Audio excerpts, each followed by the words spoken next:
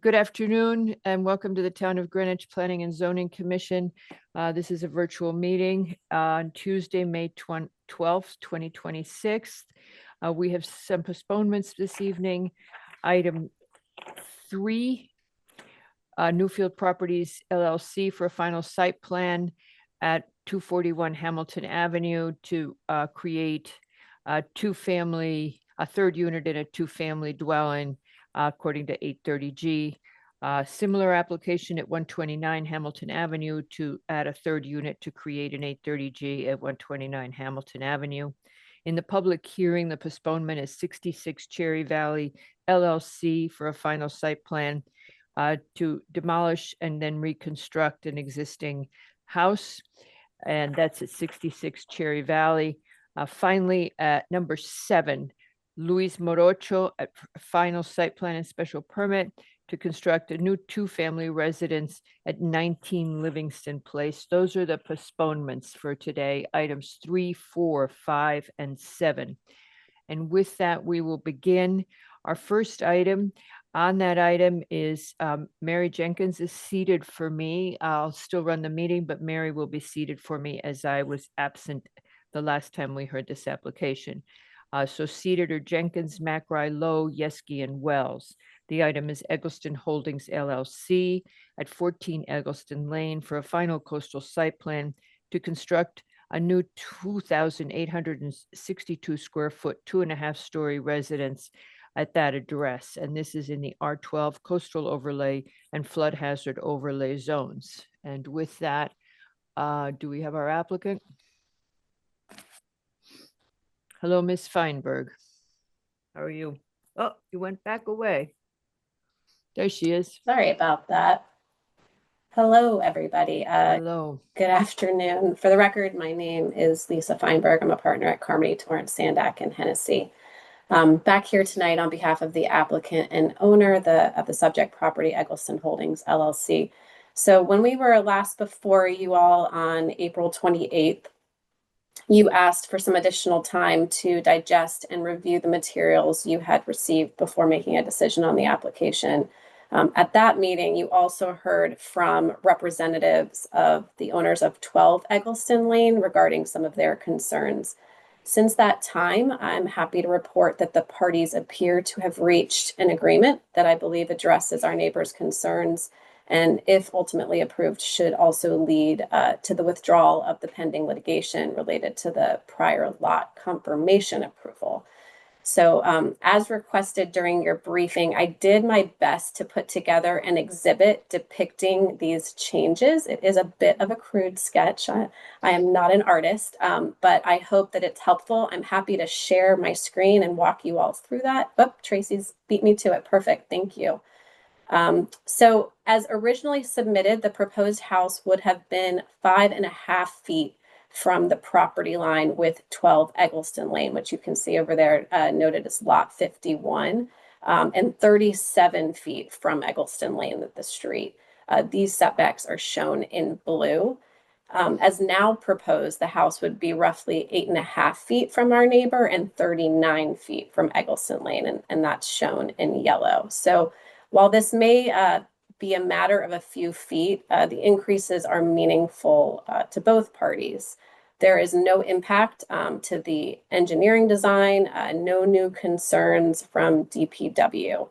So that's really all I had prepared to walk you through today. I'm happy to try to address any additional questions that you all may have. Yes, it is always an issue when we have that regulation 6.9, which allows the reduced setbacks on a non-conforming lot, because it surprises neighbors. So I think it was very good that you've done that and tried to accommodate the neighbors. Mr. McRae.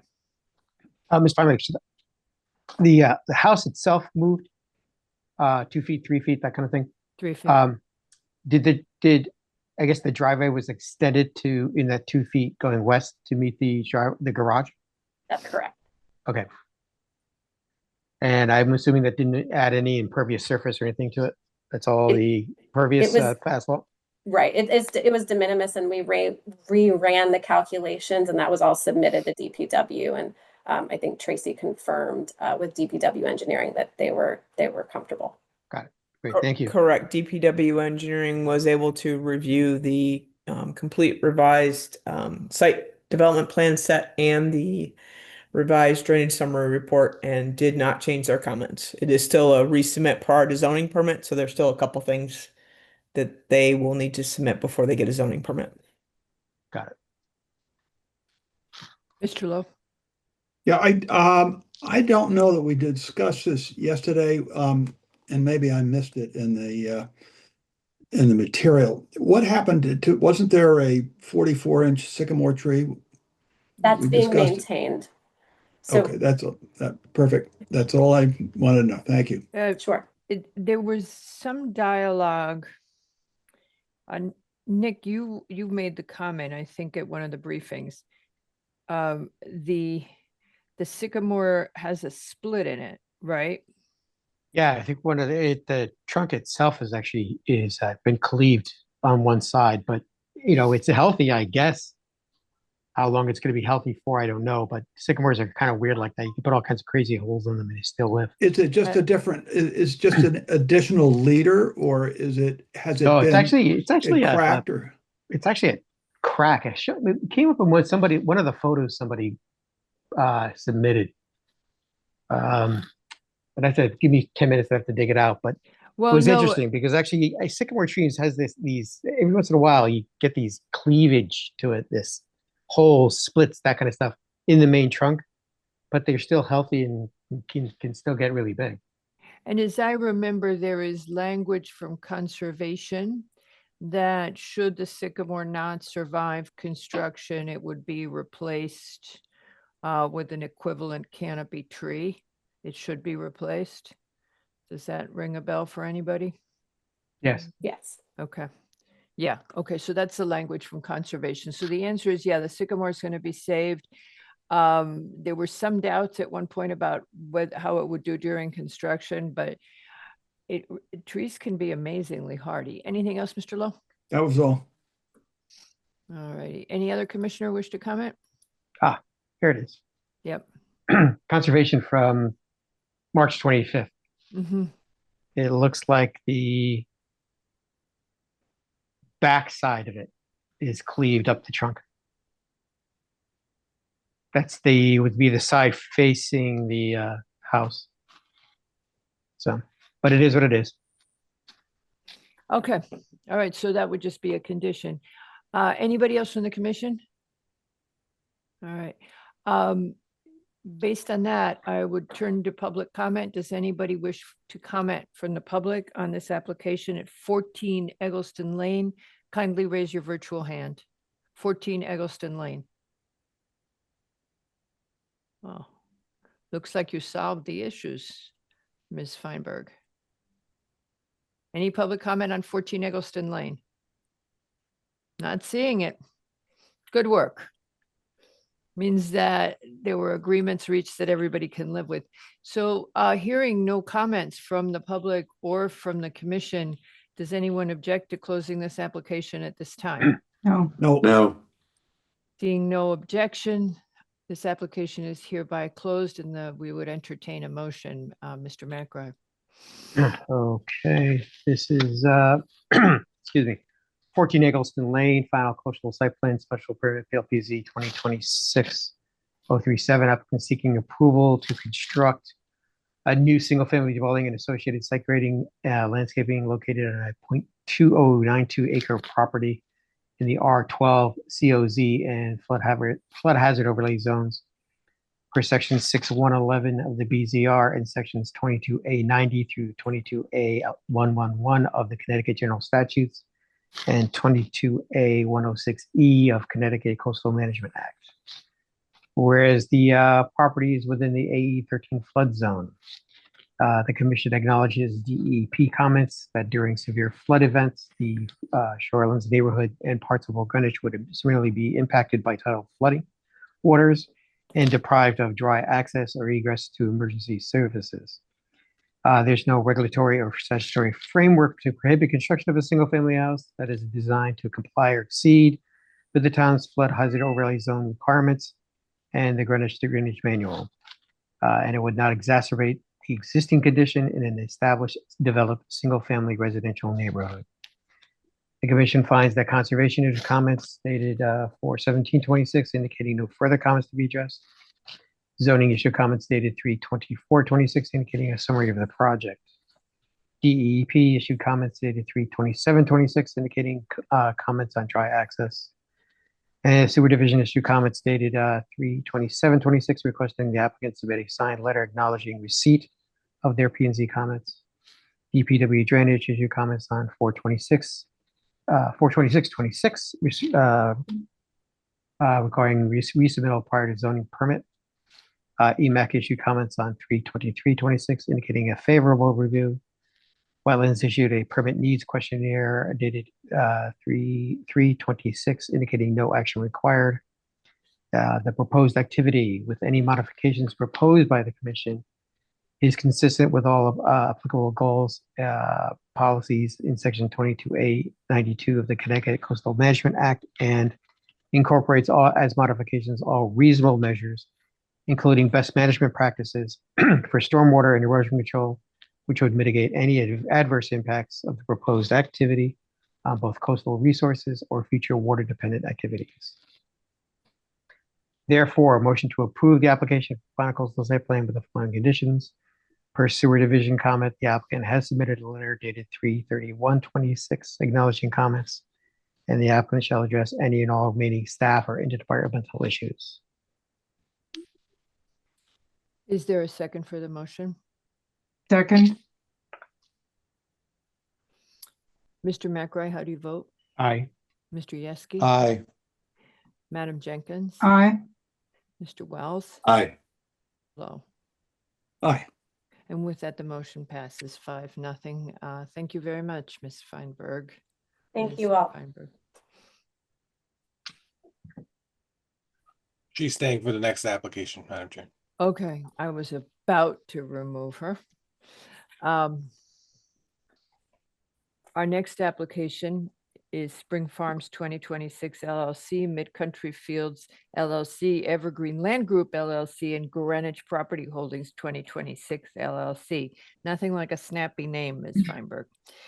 For a final subdivision for a proposed revision of lot lines between 4 existing parcels of land in which the 4 parcels remain, but in a more, quote, conventional layout. The addresses are 122 Round Hill Road, 0 Pexland, 0 Sheffield, with lots 1 and 2 being there. It's the RA2 zone. Ms. Feinberg. Thank you, Madam Chair. For the record, my name is Lisa Feinberg, partner with Carmody, Torrance, Sandak, and Hennessy. Here on behalf of the applicants and owners of the subject properties. As I'm sure you all recall, representatives for the prior owners appeared before you in January of this year requesting lot confirmation for these parcels, as well as a 5th parcel known as 132 Round Hill Road. Madam Chair, may I share my screen? I believe Patrick has set you up already, but maybe Okay. not. Oh, no, not yet. Patrick. Sorry, I had Madison. I'll switch. Thanks. Should be good. It disappeared. Oh, there it is.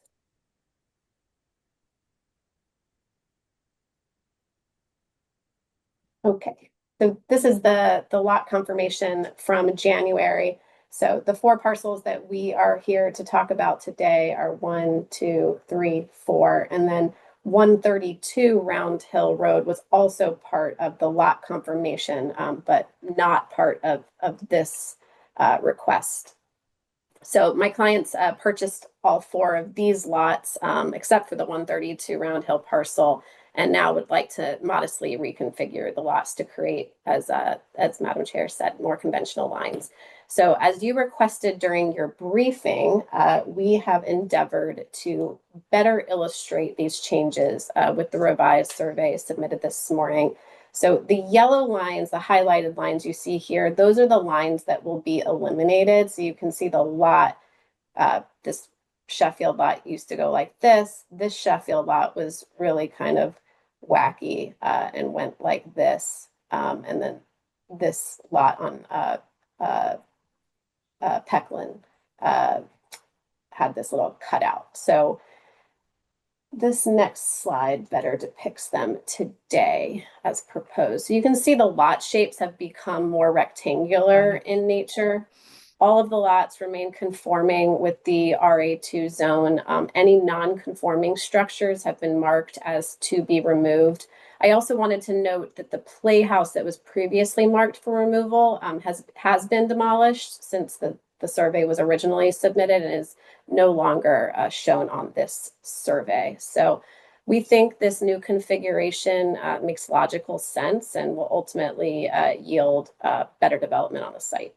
That's really all I had.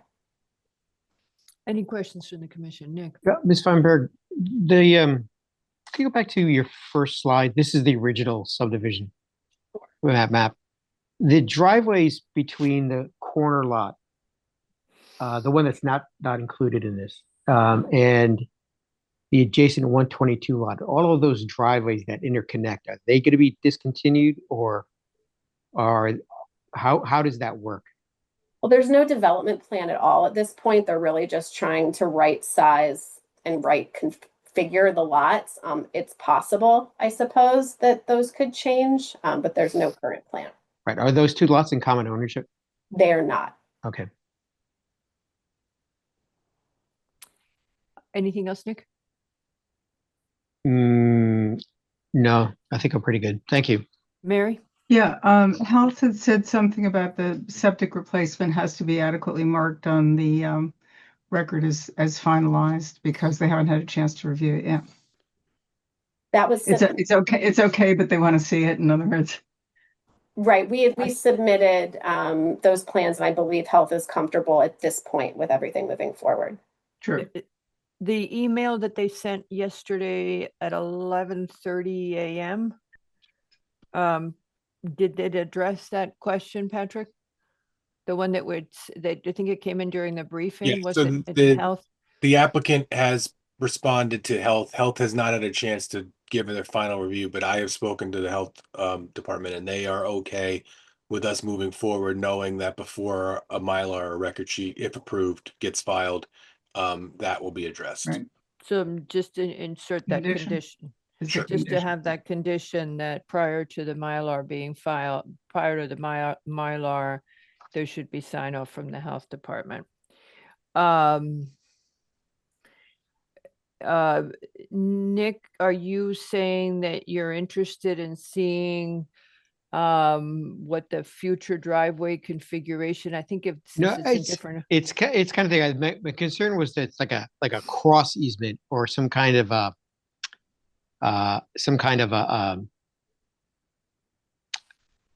document that actually says that they've got rights across the line for sharing the driveways, but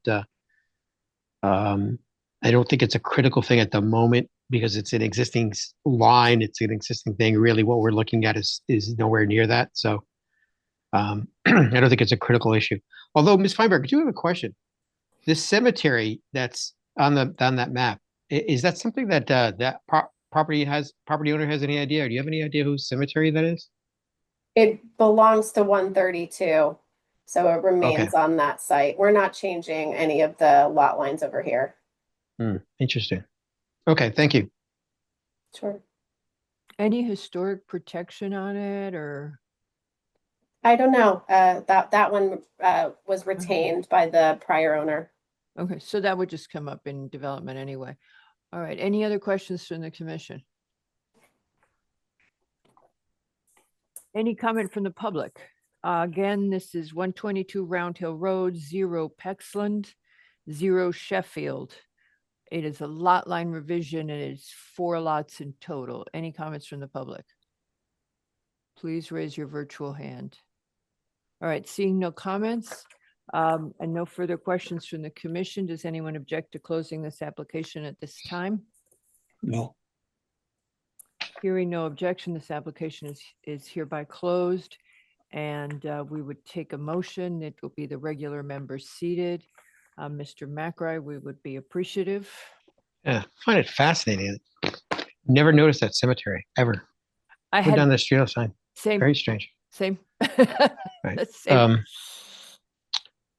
Okay, this is 122 Round Hill Road, final subdivision, PLPC 2026-140. Applicant seeks to reconfigure lot lines on 3 existing lots in the RA2 zone. Commission finds that the proposed application is neither a subdivision or re-subdivision.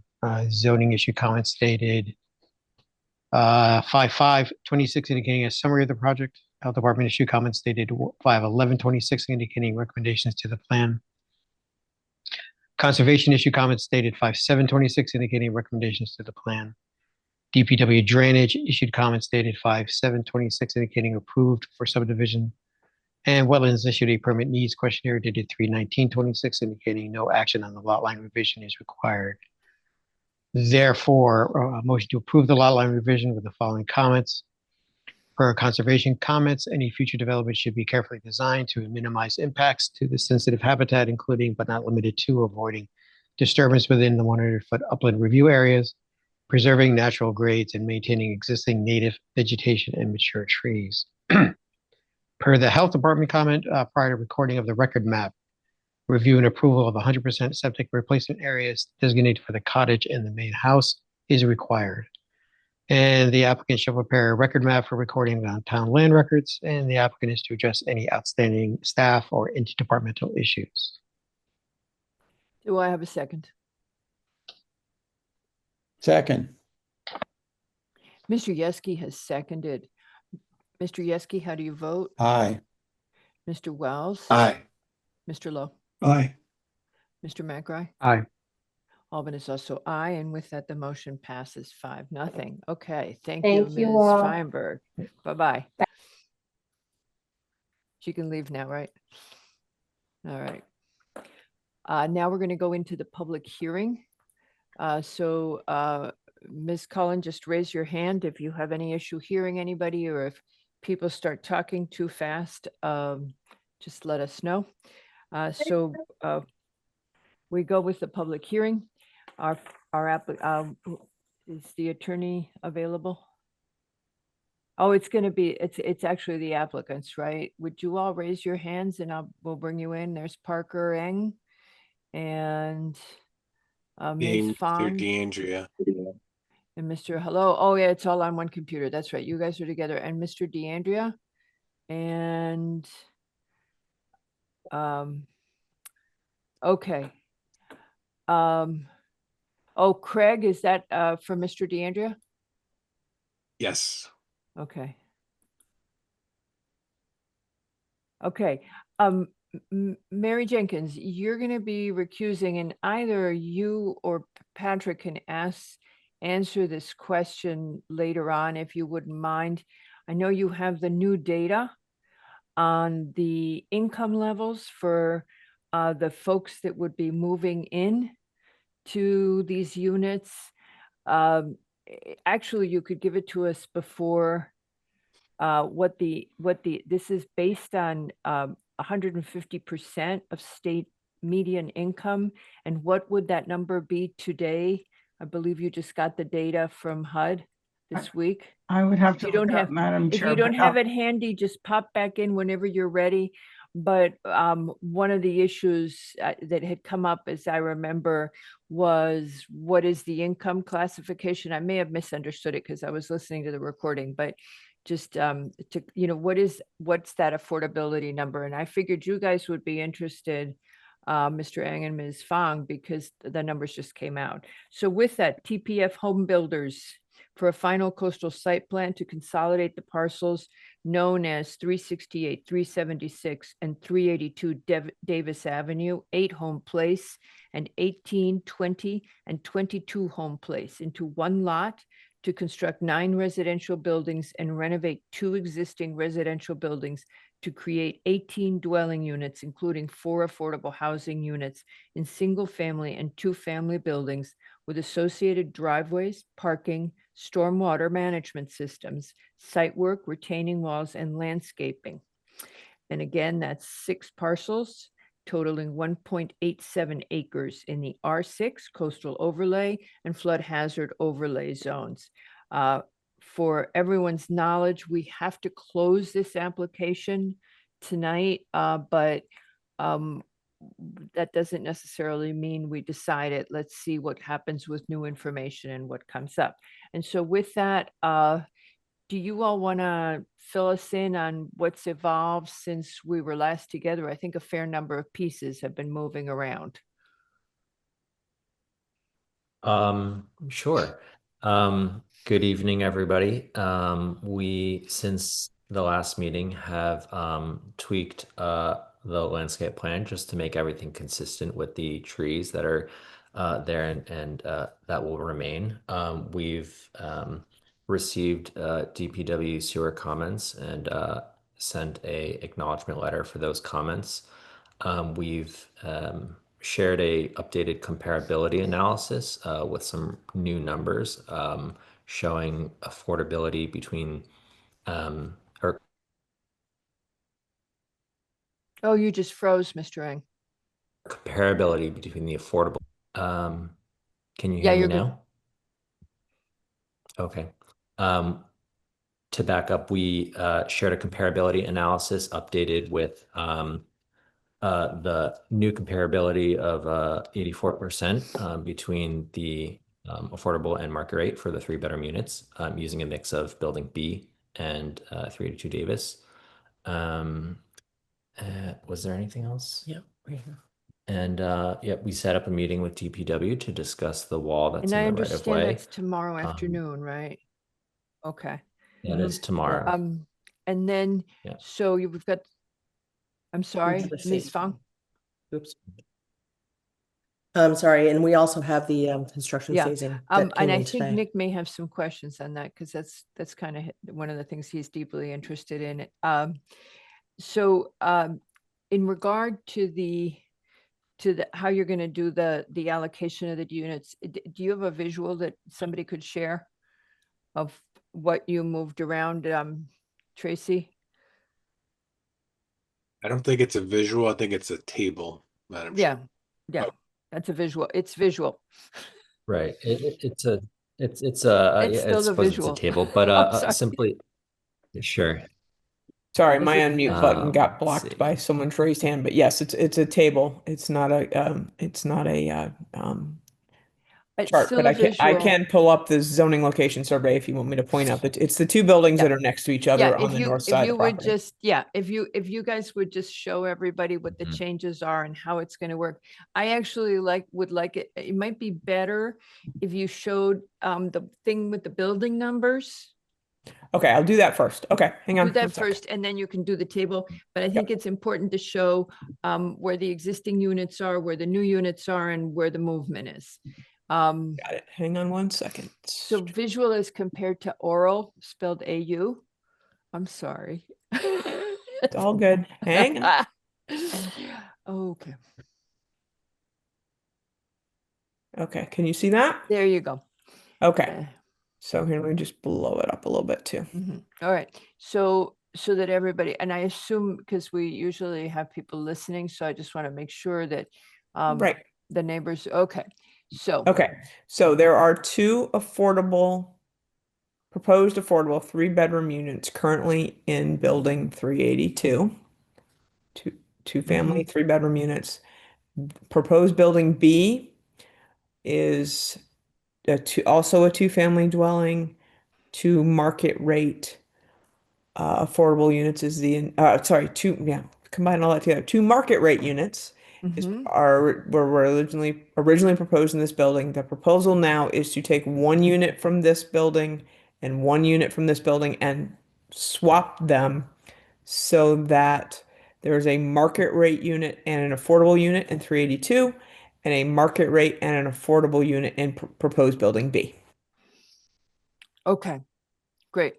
And that would be consistent with the Department of Housing, the Connecticut Department of Housing policy that looks to have the affordability interspersed throughout a development. And so we're very grateful that y'all are willing to do that, because that is what the DOH looks for, as well as to have the units be comparable. They're looking for that.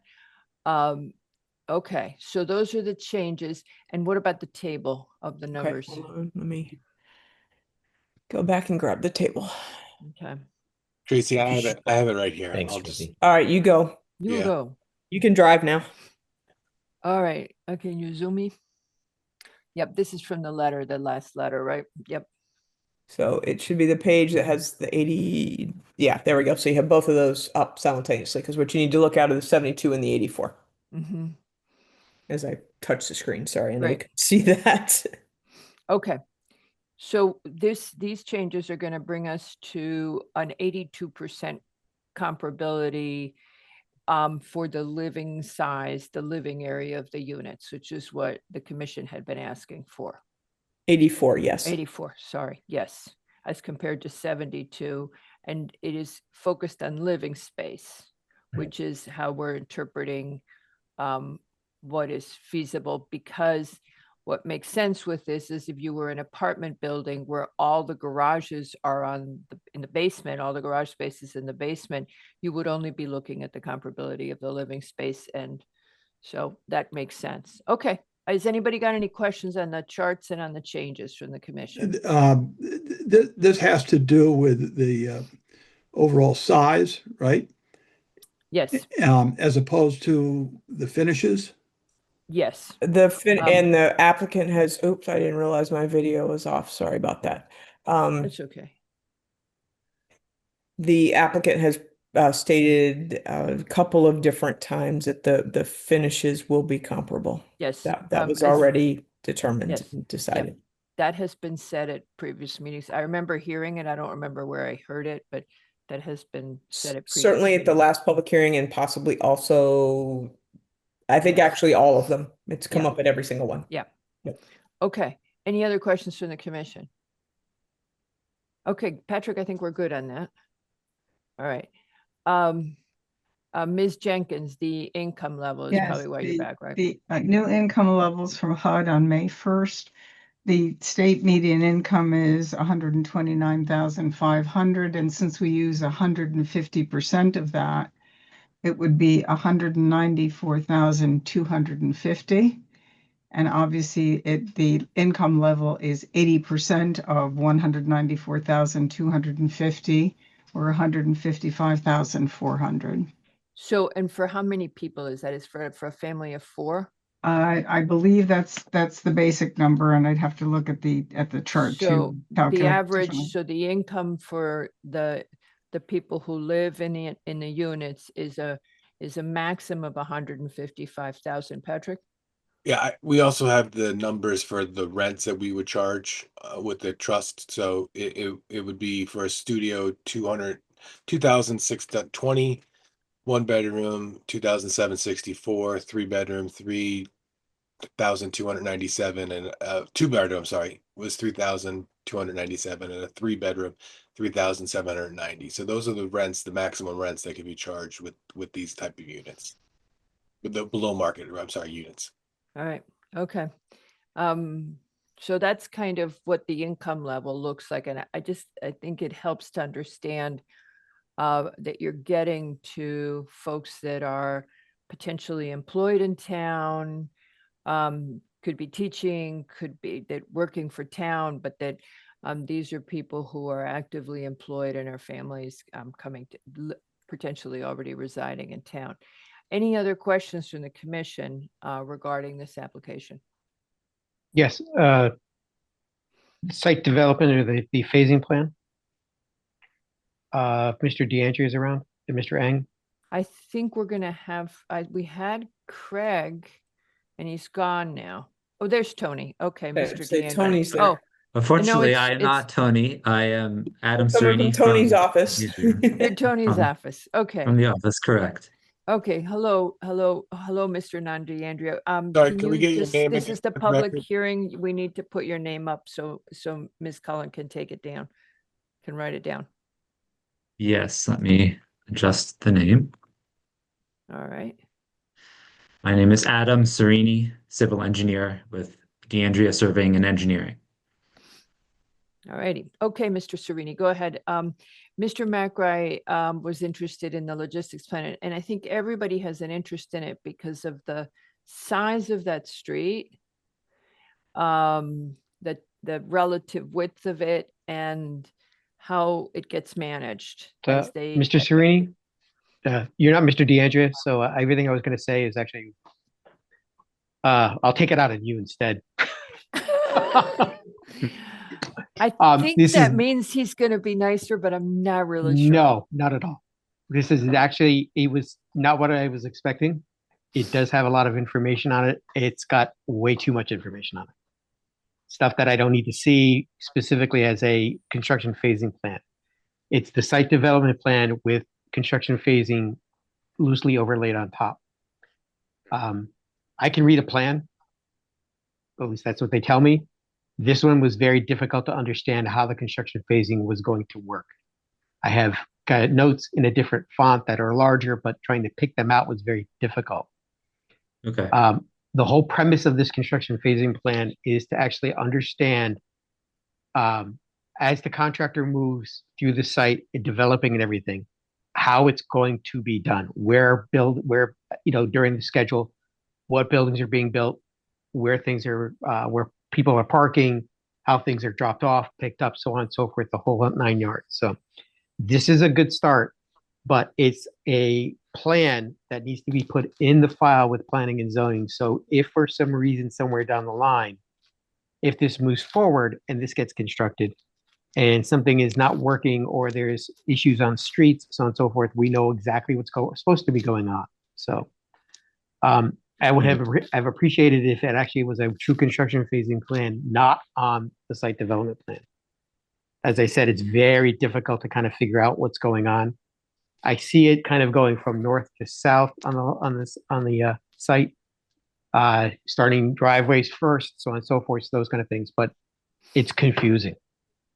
The only thing I can hope, seeing as we're at the end of the line here, is that maybe this could be Conditioned. It can be conditioned. forwarded, to the contractor. And this is something we said at the last meeting. Giving this as the basis of the construction phasing plan to the contractor who's going to actually be on site building. And I think maybe that, when it gets completely fleshed out, is what goes in the file. But I'm Right. So kind of yeah. disappointed with what I'm seeing here. Okay, I believe the plan was broken down into several sheets, each of which was describing a certain stage of the development. And I had also previously added some notes to our erosion control plan, sort of describing the staging all in one plan, showing that certain areas of the site would be utilized first, and then as the buildings were brought in, and these were modular buildings, so these are going to be installed much quicker than typical. Mr. Serini, stop right there. That's one of the points I would like actually kind of talk about. We understand it's modular. You're actually going to be pouring foundations. Because it's modular, they get delivered to the site. This is exactly what we have been talking about. When they get delivered to the site, are they coming up Home Place? Are they coming off Davis Avenue? How is the crane position to actually put them in? That's the kind of nitty gritty we're kind of really looking for. That's something I didn't see. And I think it gets back to actually that checks and balance. Yes, here's the contractor. He's going to pick off Davis Avenue and put them in, or he's going to snake them up somehow on Home Place and then put them in, so on and so forth.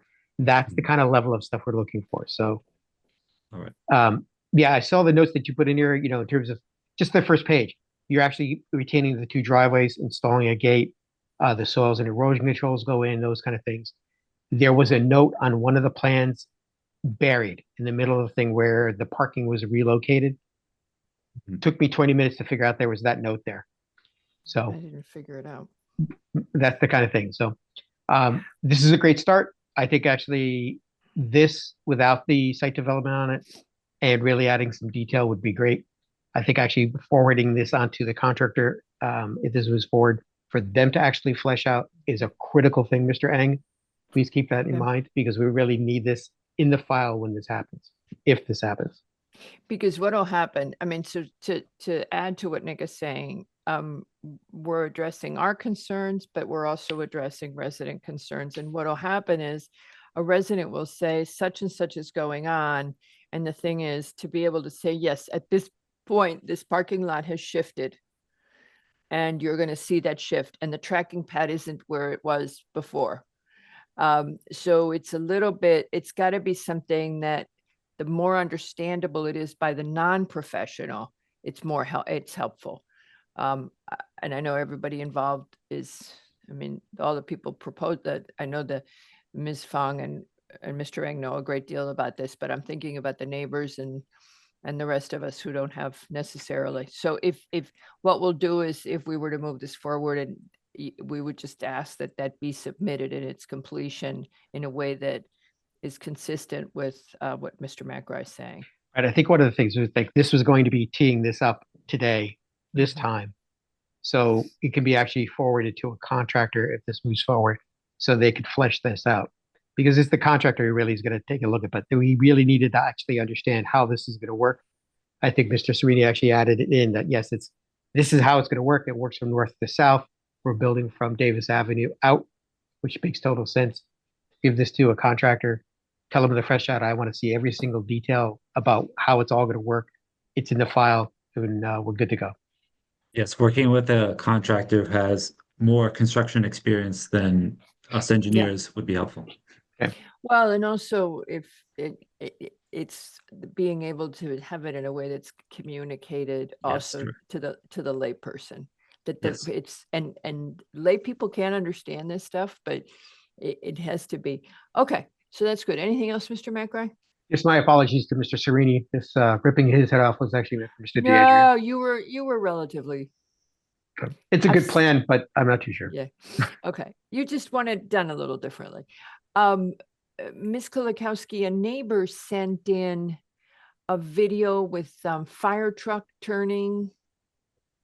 Well, it No, was a it looks- video it- about, it wasn't a fire truck, but it was some sort of, it was It some looked sort like a vehicle- pod delivery truck. Vehicle Yeah. turning. What was that about? And I think the neighbor was raising whether fire trucks could turn. I think that was the question. What was that about? Right, I believe what the neighbor was raising was the overall issue of maneuverability on the narrowness of the road. Mhm. I did reach out to the fire marshal. I did not hear back from him today. Okay. However, his original comments on the site plan, he did not raise a concern about maneuverability, but the neighbor wanted to raise a concern about how there's, I think she was showing that pedestrians, cars, different size trucks do use the road. It's a narrow road, and so there sometimes has to be some jockeying around. Okay. Now, as long as we got you to the topic of the fire marshal, the fire marshal has now posted on the town website the policy for blasting. And that's available now to anybody who looks at it. Tracy, do you want to talk a little bit about the process for residents with that, so that everybody who's listening and is a resident can be clear if we were to move this forward? Or let me just pull that up for a second. The most important thing that Tracy said at the briefing, and if there are residents listening, if this were to move forward and you're under construction and there's construction, that when you go to start the blasting, the insurance company will contact you.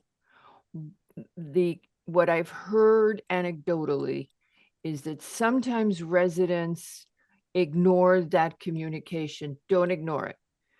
You have to respond to it, because it is your protection to follow all the procedures that are followed under that are state ordinance, state law for blasting for resident safety. So here is where it is, and all you guys, everybody can find it. Go ahead, Tracy. I was just sort of trying. Yeah, no, you were filling in for Treading- me. Thank yeah. you. I'm just trying to get to the right page of it. Hang on. It's put it at the beginning. So There we go. So this is, go ahead. So talk about the pre-blast survey and the insurance company, because that was that has come up. Go ahead. Right. So,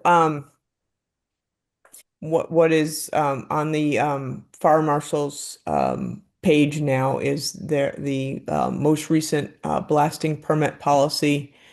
The key thing to remember is blasting permits are the blasting permit process and regulations are set by the state fire marshal's office and then implemented in each town by the local fire marshal's office.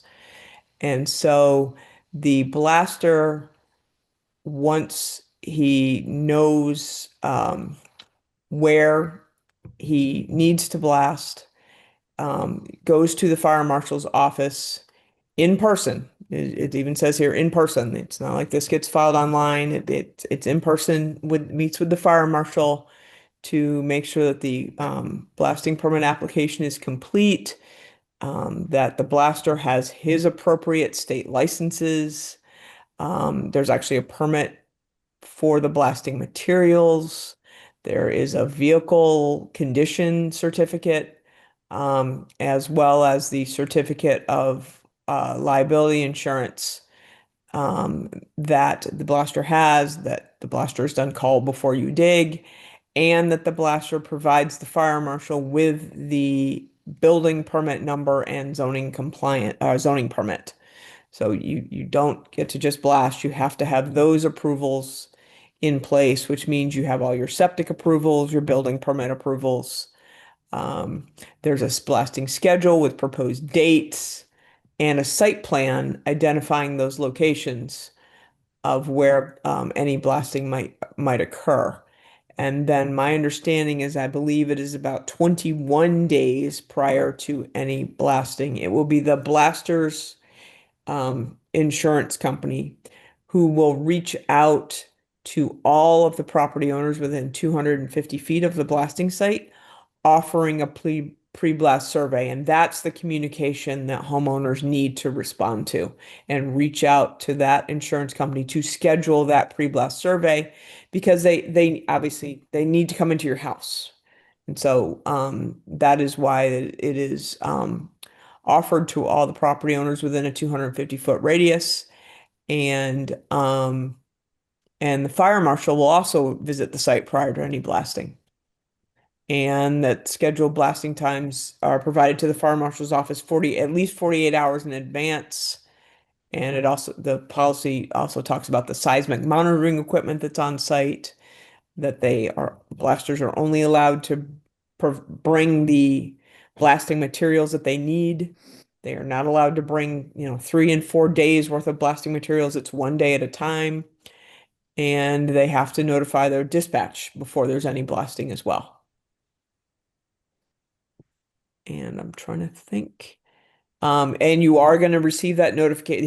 Here's the key thing, and because I know people don't like to go get certified mail, but the notification from the blaster's insurance company will come by certified first class mail. So you will get a notification from your mail carrier that you need to go to the post office and pick up the certified mail or be there when they deliver it. And so that is probably what causes some of the issue in getting the notification to people in a timely manner. Because I know we have trouble having people pick up certified mail. But it is at least 21 days in advance. And then the policy talks about the various conditions of approval. And the fire marshal's office also has standard conditions for all construction sites, regardless of whether blasting is involved or not, in terms of site cleanliness and available for the fire department to get on and off the site and those kinds of things. So I think that covers everything. And you are available to ask questions. Now, yesterday, Mr. Yeski asked how many blasting permits are issued in town.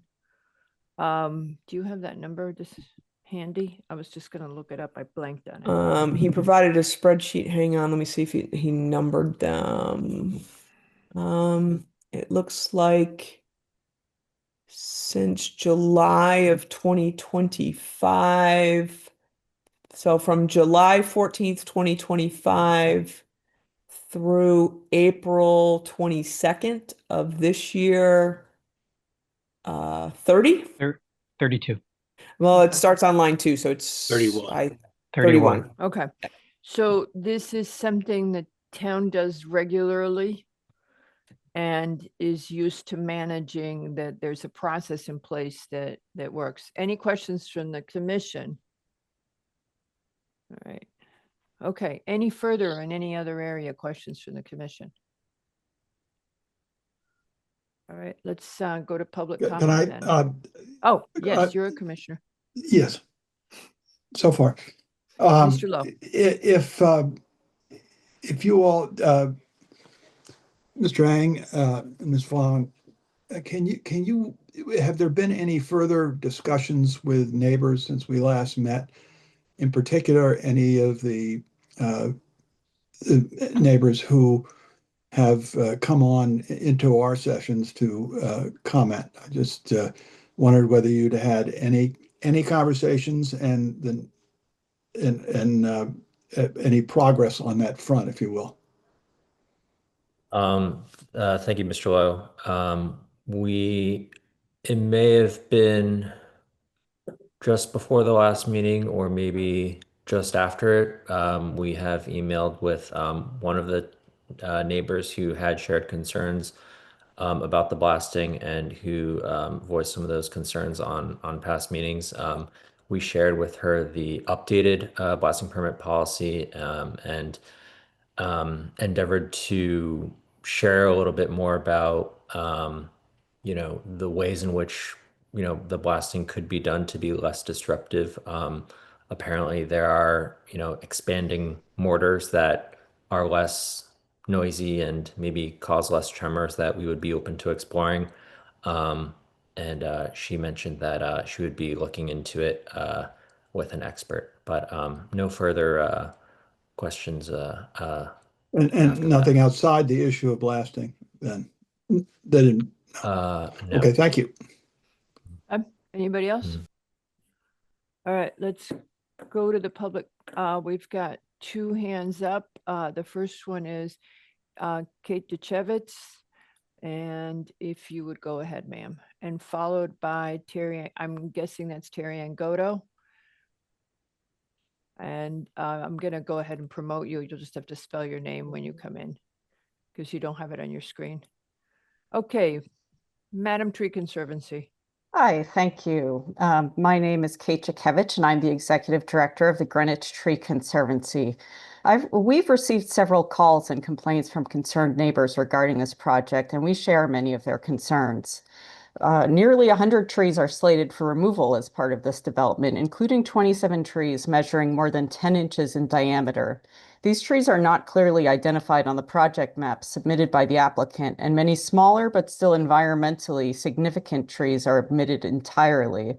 As presented, we believe that this lack of detail in these plans make it difficult, if not impossible, to fully evaluate the true impact that this project will have on the surrounding neighborhood and its environment. While affordable housing projects have limited grounds for denial, public health concerns are among the recognized considerations. We believe that this development raises significant public health and environmental concerns that warrant careful consideration. This site occupies a uniquely sensitive location between I-95 and Long Island Sound.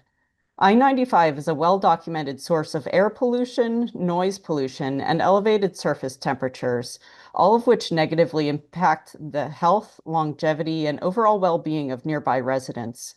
Mature trees play a critical role in mitigating these impacts by filtering pollutants, reducing heat, absorbing stormwater, and buffering noise.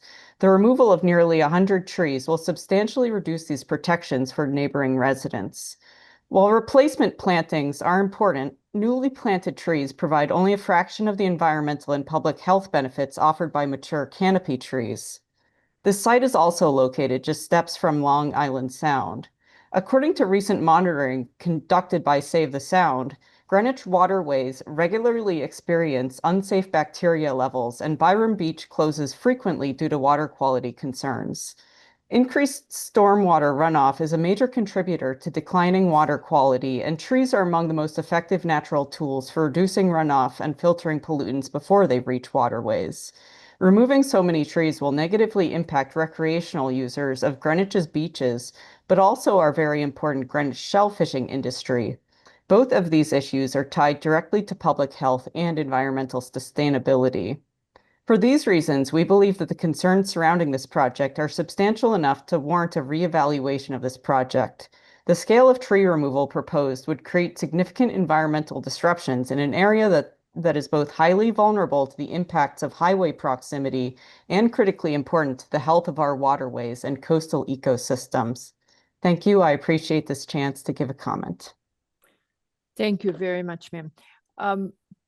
Tracy, your staff report has a removal of 27 trees with 81 trees coming in. Right, there was The tree removal before the the filing? prior staff there was information provided by the applicant to conservation that had an incorrect number that made it into my staff report. My staff report has been corrected this time, and I corrected it on the record at the last public hearing as well. And certainly Parker can make sure I'm correct this time, but it's 27 trees total. and Okay, With so- 81 new trees and 14 trees to remain on the site, is All my right. understanding. Okay, and then But we there can are, certainly ask the applicant to confirm that. yes, Mr. Eng, so what I'm seeing in the staff report is, hold on, I lost my place. Okay, maybe the staff report, we've been doing this for too long, huh? Okay, I shouldn't have said that. It should be in bold It's in bold. under the landscape plan. I'll find it. I'm almost there. I put my hand on the screen and it flew off. Yeah, hang on. I have a Yes, it would be 96 trees net total at the end of the project. 81 are being added, 27 removed larger than 10-inch And diameter. 14 and were 14 being remaining. preserved. That I found it. Okay, I just needed you to say it, Mr. Eng. Okay, so 27 trees have or would be removed from the property. That includes what you did prior to the filing. The planting plan indicates that 81 new trees will be planted and 14 existing trees will be preserved, and conservation has signed off on the latest landscape plan, or not yet, because that came in yesterday. That just came in today or yesterday. Yesterday. But they will have a chance to comment because we've got you're meeting with DPW tomorrow. We've got some moving parts here. Okay. Right. All right. So just, sorry, just for the record, the update on the landscape plan was just the notation of a large tree that is remaining to make sure that that was on the landscape plan. No other. okay. And there was nothing else. There's no other. I couldn't figure it out. I saw the email come in and then I couldn't figure out what the change was. Okay. All righty. Anybody else have questions? Okay, we'll go to Ms. Angoto. Ma'am, if you would unmute. Hi, Hi. thank you so much for the time. Appreciate it. Thank Kate from the Greenwich Tree Conservatory. I don't know her, but I appreciate her taking the time as well. These aren't new concerns. We've had these concerns over and over the past 4 or 5 months, and we seem to be falling on deaf ears. We've got now 2 days left for this plan. Mr. Macri is unsatisfied with the staging, and yet we have this presentation from you all about where we can find information on blasting. So it seems like you all are just preparing us for the atrocity that's coming. And the fact that we are required as homeowners to ensure that we meet the mailman and ensure that we contact in order to have someone survey our properties and inspect our properties is, I know, probably SOP, but it's adding salt to the wound. It's insulting to all of us that we must stand by the mailbox to receive these in order to protect our properties so that someone else can build properties on what is established to be 18 family units where 6 currently or formerly resided. And to Mr. Macri's question about where these modules will stage as they're coming in, there's no place for staging, and they will absolutely have to come onto home place to be pulled off by crane or what other resources used, there's no way that is going to be allowed as a safety measure on Davis Road on a blind curve. So again, I encourage in the next 45 days, if you truly are going to take the time and deliberate, that you all come out and see what is going to happen by way of the narrow road and by way of the sharp turns. These big cranes and machines and trucks are going to have to take to even get on this property. Thanks very much for the time. You're always kind. Don't go away. Don't go away, because I saw Mr. McRae would like to respond to you about the questions he asked. So I'm going to ask him to go ahead. He raised his hand. Go ahead, Mr. McRae. Mr. Ngata, do you have an idea of a better way to notify neighbors other than a certified return receipt mail? Well, you're basically telling us to make sure we stand by and meet the mailman. A lot of these properties are investment properties that the owners don't even live in. Yeah. So we're Ms. not Ngata, the notification goes to the property owner. So goes to the property owner is a relief. But again, you're basically telling us, make sure you do this so your house doesn't fall down. And it's a little self-serving that we are just left to our own devices to ensure that our properties are remaining standing while another person profits off of what is just an egregious amount of real estate on a small parcel. I don't understand. I really don't understand why this needs to pass with $3,000 housing accommodations for people making $150,000. There are many, many, many properties, rentals currently on the market that satisfy that. But again, I thank you for your time. I know you Okay, guys work so very we're hard gonna- on this. We're going to answer you some more questions here. First of all, it's the state law. As you pointed out, it is the state law on how you do the blasting. So that is how the notification process. We're not dumping it on you. In fact, as I promised you 2 meetings ago, I actually talked to the fire marshal and I said, we really need to explain this to people, because when people see it, it makes them nervous. Believe it or not, those rental numbers are what corresponds to 30%, a max aware. of, yeah, I knew I'm you aware. knew that. I knew you knew I'm that. So, aware. and believe it or not, there isn't enough of it in town. Well, there are crazy. 17 units currently on the market. They've been on the market for weeks. So I'm not sure I buy that, but your hands are Okay. tied. I get that. Okay, so statutes in Hartford I have would nothing love to do. to know where nothing- those units are. So if you can send me an email, I'd because be I'll tell happy you what, to. I'll tell you what, It's I- an easy Zillow search, but I'm happy to. I'm not trying to be I disruptive to hear the process. I hear from people all the time that they want help with finding affordable housing in town, and I can't. That's not what we do. One thing is, if you look that, I think one of the points Mr. McRae was making for him about the staging and is that it is not understandable to the layperson. And we wanted it to be very clear so that anybody could follow it and know where the project was, because we understand your concern, because we know that we would feel nervous ourselves anytime someone goes to develop in our own neighborhoods. If you look at the fire marshals, at what the whole policy, how it's up, I believe that you have a communications background. If you see something that you think could be expressed more clearly, could you write Patrick and me? Because they just updated it, and we see a fair amount of this because the town is Granite. And I'd like to make sure that a person like me or you could go in and understand how it works.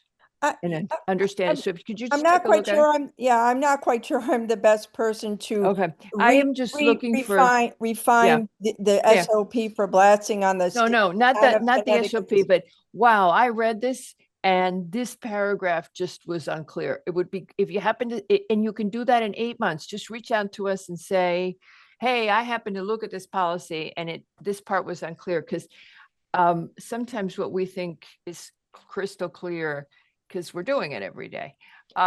It's just, it's Yep. enough. Well, we're Yep. going to have to be reactionary. We're going to have to take other measures. But unfortunately, the damage will be done to the sound and to our properties. I just hope that when that happens, the next time someone brings up a property like this, you will take greater care to ensure that other people have the same protections as developers seem to be gaining speed on. Thanks. Thank you, Ms. Angoto. Okay, our next speaker is Juliet. You will have to put your last name as you come up. We've got 2 more speakers after that. We forgot to time, so we can't time anybody, but we don't have that many speakers. Juliet, you will need to type in your last name so that the court reporter can record it.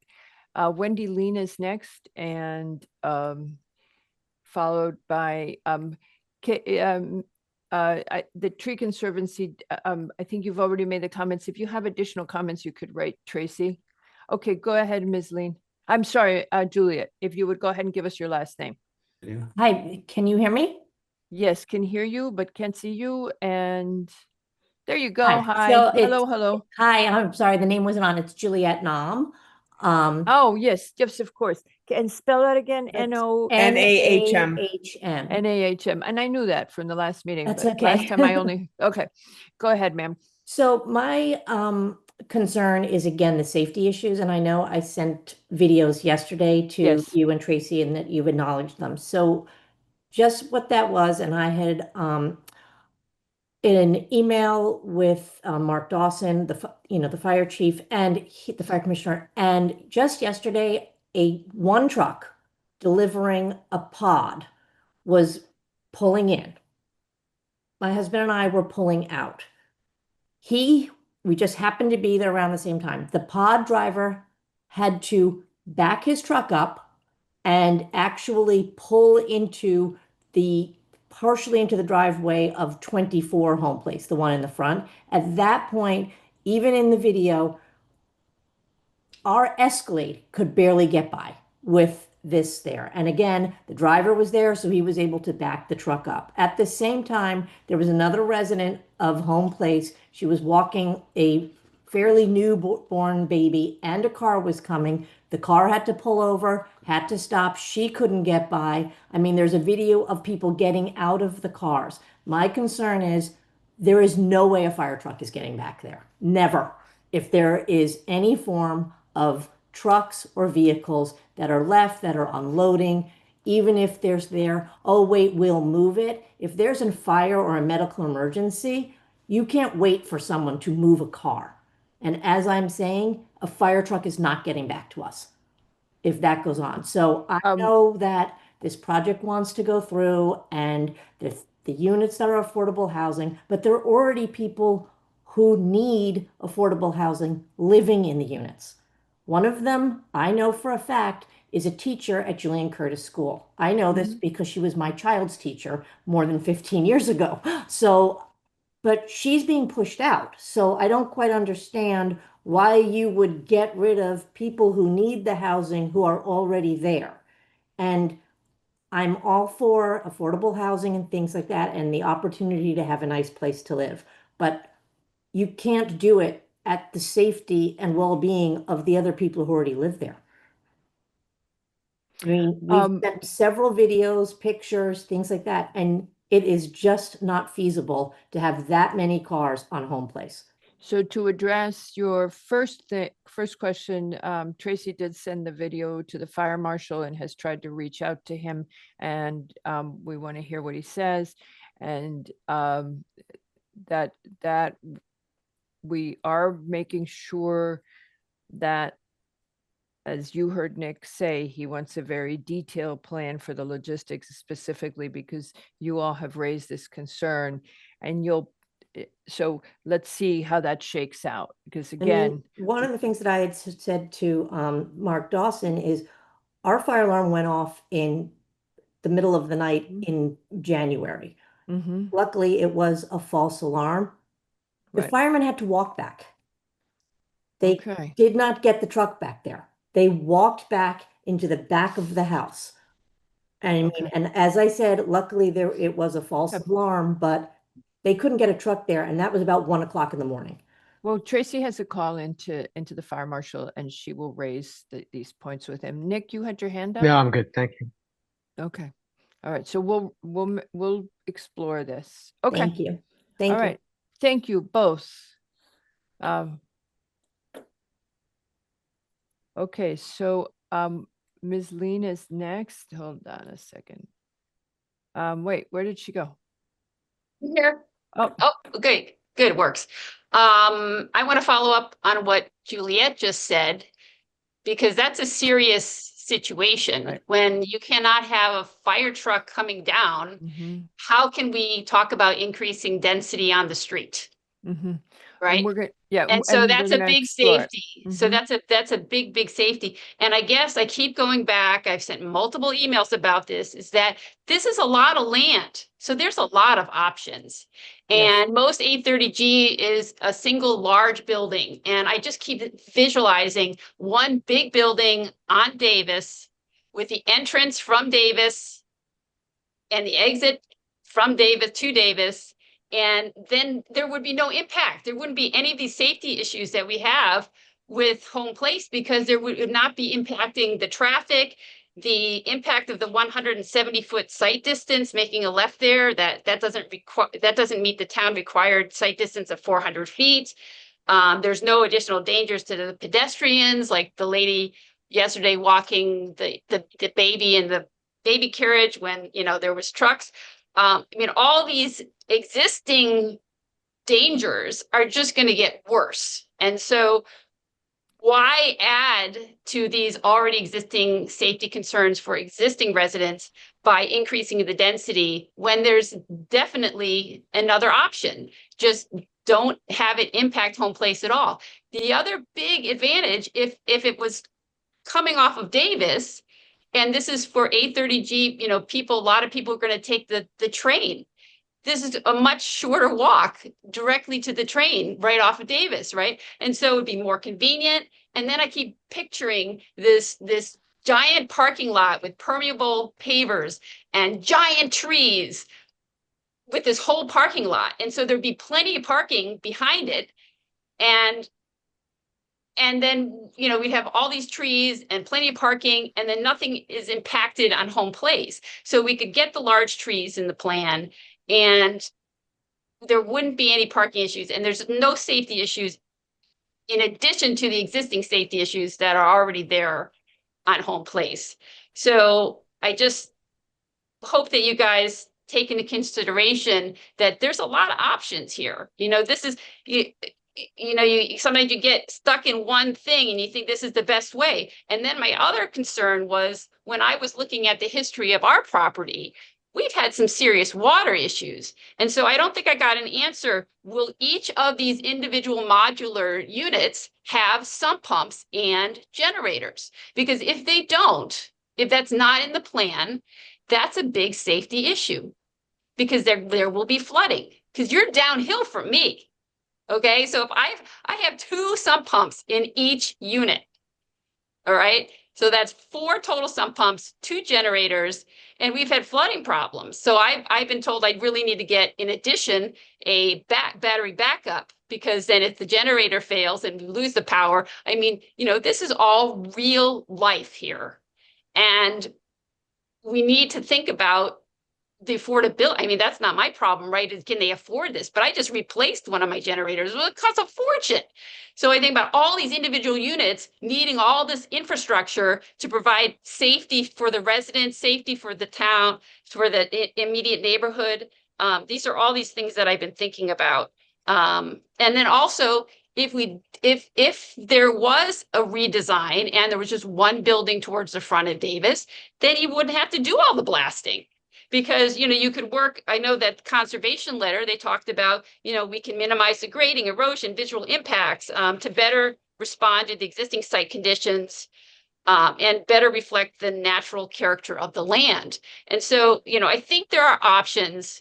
And I hope that these things are considered, because, you know, we're not stuck in like there's options, right? And so just because this is the plan doesn't mean it's the best plan for long-term, for us, for the builders, for the neighborhood. So I hope that you take those thoughts into consideration, and please let me know if they are not having, you know, all of the infrastructure for the water, because that's a big concern. No, it's so the drainage infrastructure is required.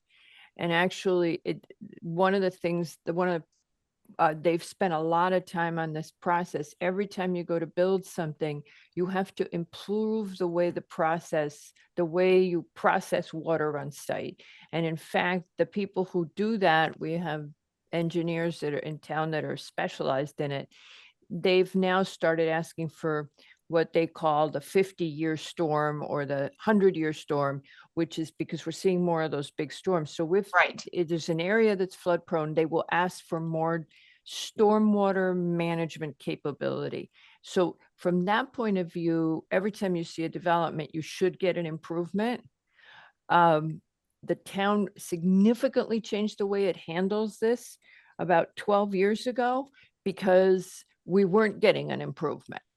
Now, the weather is certainly you know, you've seen, we get these bigger storms, and so they keep increasing what is done. And the commission also is looking at how we can tighten regulations. A large building would require potentially a lot more blasting. I mean, if you're concerned about the blasting, it would require a lot more blasting. And one of the things that I believe the applicant was looking to do is they all grew up in town and they wanted to keep the character of the town. And the town is not a big building kind of town. So that was the trade-off for them, is that they felt like this was a property that they'd had in their family and they wanted to keep the character of it. That's how they represented it at the very first meeting. When we heard from them. So those are the trade-offs, but I hear you, those are trade-offs.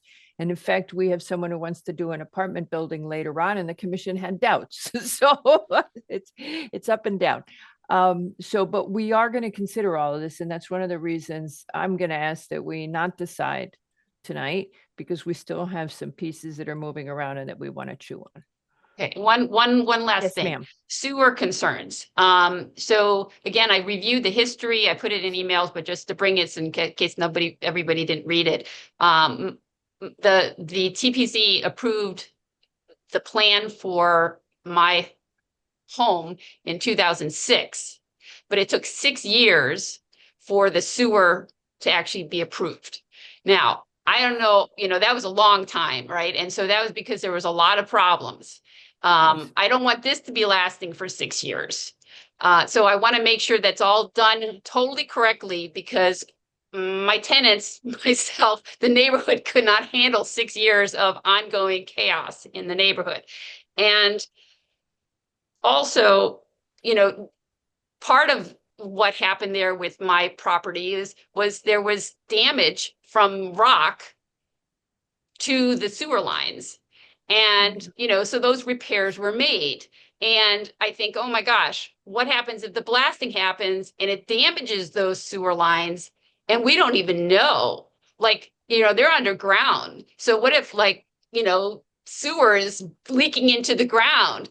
Talk about a safety, environmental health issue, right? So these are concerns I have, and I lose sleep over, you know, and then also the tenant, yeah, I mean, I had a contractor the other day and he was like, oh, well, they do blasting next door. Your whole basement floor, is going to get cracked. Oh, nothing like feeding your fears, Yeah, right? yeah. It's like it's going to be all cracked. Yeah. He said all these tiles are going to be completely cracked. And I'm like, how do I, you know, like, yeah, okay, insurance will pay for it, but how do I deal with that? How do I live through that with my tenants who, you know, they're trying to live there, right? And so it's what Terry was mentioning, that, you know, this is real life, and it's hard that all this burden has been put on us when we're just trying to do our best and live and you know, and it's the safety concerns are growing, not getting better. So Okay. thank we're you going to for chew your on time. all that. All right. Thank you. I believe that Ms. Lean is it for the public comment. And at this point, is there anything further from the commission? Is there anything further from the applicant? I know Mr. Serini is a little nervous about saying anything. No, just kidding. Mr. Yeski. So based on your earlier comments, we have to close, Mhm. but we can put conditions. Well, we're not going to vote, right? You're going to No. ask the staff to look into the fire department issue, which sounds, The fire department issue, the fire access issue. And one of the things, and they're going to meet with DPW because of that issue with with the wall that we were interested in so do keeping. they come back to us individually, or what do they do? What does the staff do? at this point? Staff, we can only communicate with staff once we close. So Right. Tracy and Patrick will fill us in. Okay. And then we chew on all of that and come back together in 2 weeks and figure out how, if we want to do this, how we would condition it, et cetera, and what we've been, what we've learned in the interim from staff. What about the construction logistics, which we keep bringing up? Well, we'll have a copy of that from Tracy. Are we going to ask the applicant to do a better job of? I believe that Mr. McRae has asked about, I mean, we'll have what we can have. Tracy, can you send us something new from the applicant after we've closed? No, right? Okay, so we won't have the No. updated, but what we would do, and I started playing around with that last night, after I heard what Mr. McRae was saying. We have to condition, and Mr. Serini has heard it, we would have to condition exactly how we want that logistics plan to look. Okay? Okay. Oh, you bounced. Mr. McRae. I'm looking at the letter from the fire marshal. I'm not too sure what the date of this is. But March, I think. he goes through apparatus access and turning radius, electrical Mhm. vehicles, building access and ladder truck positioning. You know, based on the site geometry and turning constraints, access for ladder placement and roof operations reviewed to ensure emergency operations could be supported at all proposed structures. Mhm. Okay. It says, Yep. based on the meetings held, documentation provided in subsequent approvals, the Greenwich Fire Marshal's Office is comfortable that the proposed development as presented meets the applicable fire protection, access, and water right of the International Fire Code. Yep. So we can go back again. Is he just going to say the same thing? Yeah, we looked at it and everything's fine. No, because what Tracy's gonna do is phrase the question of, so we have somebody who sent a video and they were concerned that when they had the call to the fire department couldn't access their property, et cetera. And that we just wanna, yes, and maybe he'll say the same thing, but at least we've followed up and checked on it. Mr. Eng. Actually, Yeah, I think it's like, well, first of all, we did go to the fire marshal in the beginning, and we were given the dimensions of the Greenwich Fire Department fire truck that would come to a fire call. And Adam knows because they mapped it out on a site plan that was specifically for the fire department to come up and turn up our driveway and be able to turn around and come back down. I don't know if they had that regulation when 24 Home Place was built. That was a long time ago in 2006. But another blessing with this project is that we're brought to the town's attention that they need a fire hydrant to reach the end of Home Place, which they are putting in front of our project. And I think we're paying for part of that too. Yes, and yes, that's absolutely right. I wasn't thinking about that fire hydrant, and I remember seeing the discussion now. Mr. Wells, you have your hand up, and then Mr. Yeski. Yeah, maybe it's obvious to everyone, but what the fire marshal does is say, can he get the fire trucks in on this specific development? Right, and he not on says the that he other one. can, not on the rest of it. Because if you've been on Home Lane, you go up and there's a dog leg to the right, and those houses may be more at risk, but that's not that's not our worry here, I don't think. Yeah, I wanted to see, I want to look at the video in the context of Home Place. Mr. Yeski. Well, I was going to say the same that Mr. Wells said. However, I do think it's of concern. I know they can't review the entire town of Greenwich, But I think the issue is if somehow that road is even further blocked, they're gonna have more of a problem. I think it's legit to go back to the fire department and say, Yeah. do you think there's an issue there? Right. And I honestly, we've reached out to the fire marshal countless times and said, look, we have a group of residents that's very concerned about X. And it's our town's as a service that the town renders to, we have to address these concerns about from our residents. So we've done it before. We've gone back to the fire marshal on all sorts of things and said, hey, address it. Remember, we've looked at restaurants with, actually at the time it was also Marshall Dawson.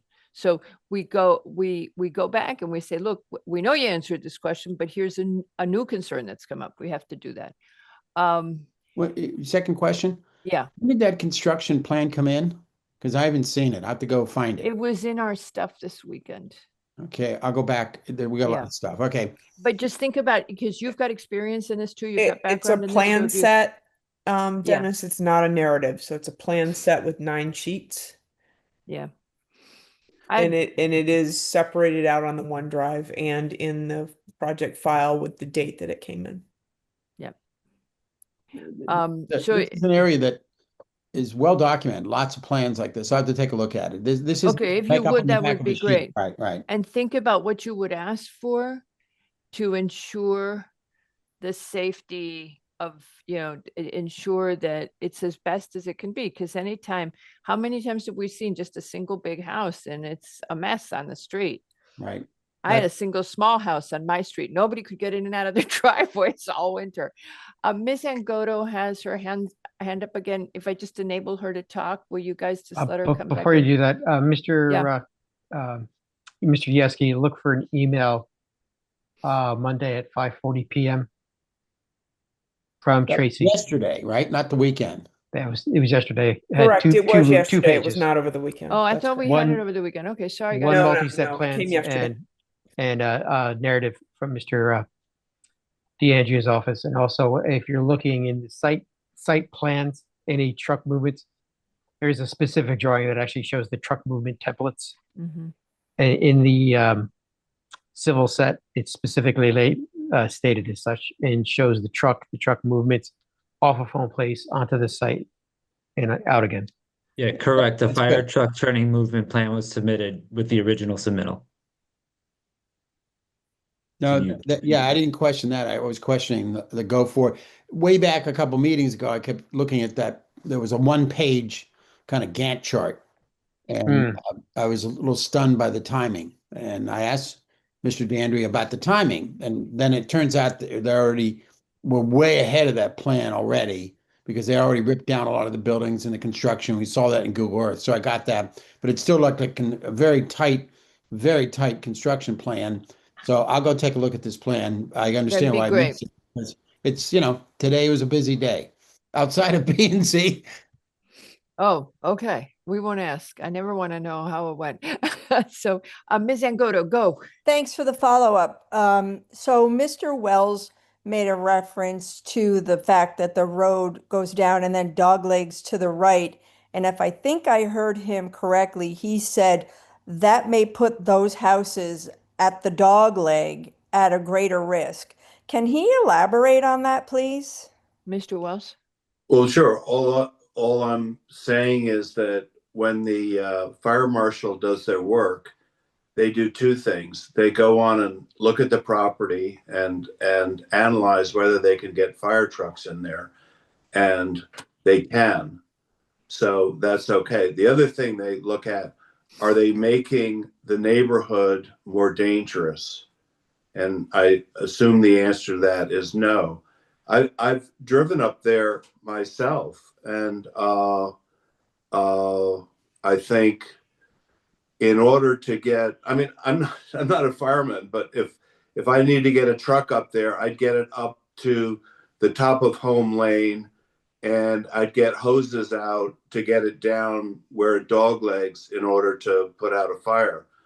But what we're looking at here is not that dogleg. That dogleg has been built and it's been approved by the town under, previous fire marshals. So that's not this commission's decision to decide on that.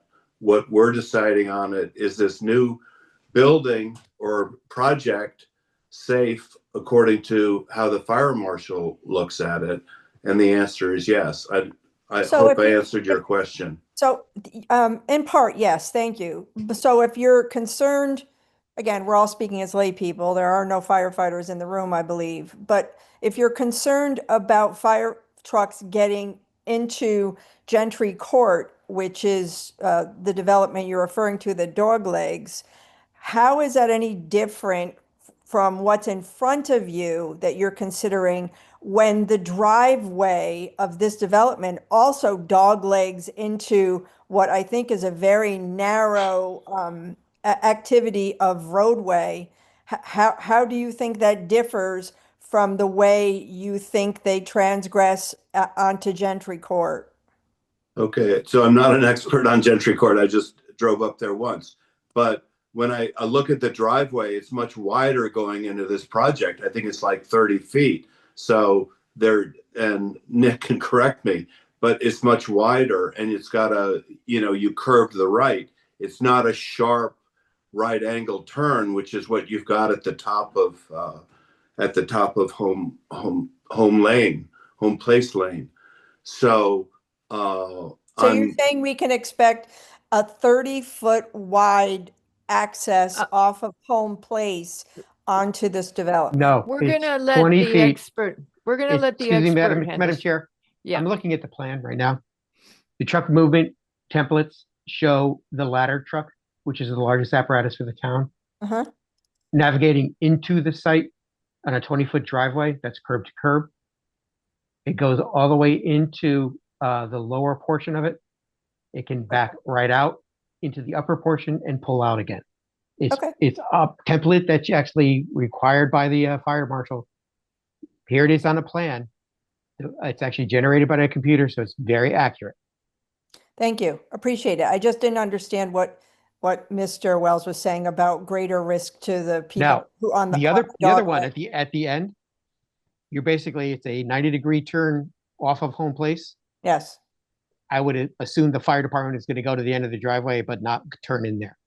And when everything is said done and the incident is over, they would just back out of Home Place. Okay. I think that's the question if anybody wants to ask. How would the fire department actually respond to and remove themselves from an incident on Home Place? Thank you. I Okay, appreciate the thank you. clarification. Okey doke. Thanks, Nick. All righty. Okay. So with that, as noted, this is a must close. Are there any further questions or comments from the commission? Because this is your last chance to get those out and raise them where staff can come back and advise us. Any further questions? No. Okay. So does anybody object to closing this application at this time? Do the applicants have anything they want to add before we close? I asked them that once. Okay, but just I'll ask- making sure yeah. we got it covered, that's all. I asked them once, then I snuck Ms. Angodo back in. But then I realized we were gonna keep going. We needed to, do you guys want to say anything before? I'll give you one more chance. Sure. Well, thank you for hearing everything and for the application over these many meetings. To close, I guess we really think that this project will, fit the needs of the town and fit the character of the neighborhood in a way that is not too big, not too small, and helps with affordable housing. And once everything is done, hopefully we get to that point. There will be many people that will be able to, live nice lives on Home Place and enjoy everything it has to offer. So thank you very much. Thank you. Thank you both. Okay, so with that, seeing no objection to closing the application, this application is hereby closed. As I've indicated, I would like to wait until we have the rest of our answers. There's some follow-up we want to do. So I'm hoping we could act and make our decision at our next meeting. So with that, thank you very much both. And we'll see everybody when you come back. All right. And Kelly Cullen, you are not to tell this to Tom Basili, but that ends the public hearing. Okay, thank you. All right. Bye-bye. Bye-bye. Okay, so now we're going to go to the discussion items. The first one is Casey O'Donnell. Is he in the meeting? Dennis, Mr. Yeski, you have your hand up. 20 minutes, 3 questions, right? I have a confession to make. I have a list of questions on one of these that is more than 3. But no, But I have all the questions written down. the pre-app is supposed to be their 3 questions of us. No, it's also our 3 questions. No, we expanded that, but Yeah. you Yeah. know, so Mostly you- they don't have questions of us. Okay, so let's, I mostly they don't have. I second. Like, are you, okay, so we will go What are as you quickly seconding, as we Peter? can. My suggestion or Yes. hers? Both? Yeah. I can tell you You that I can't made do a both. list.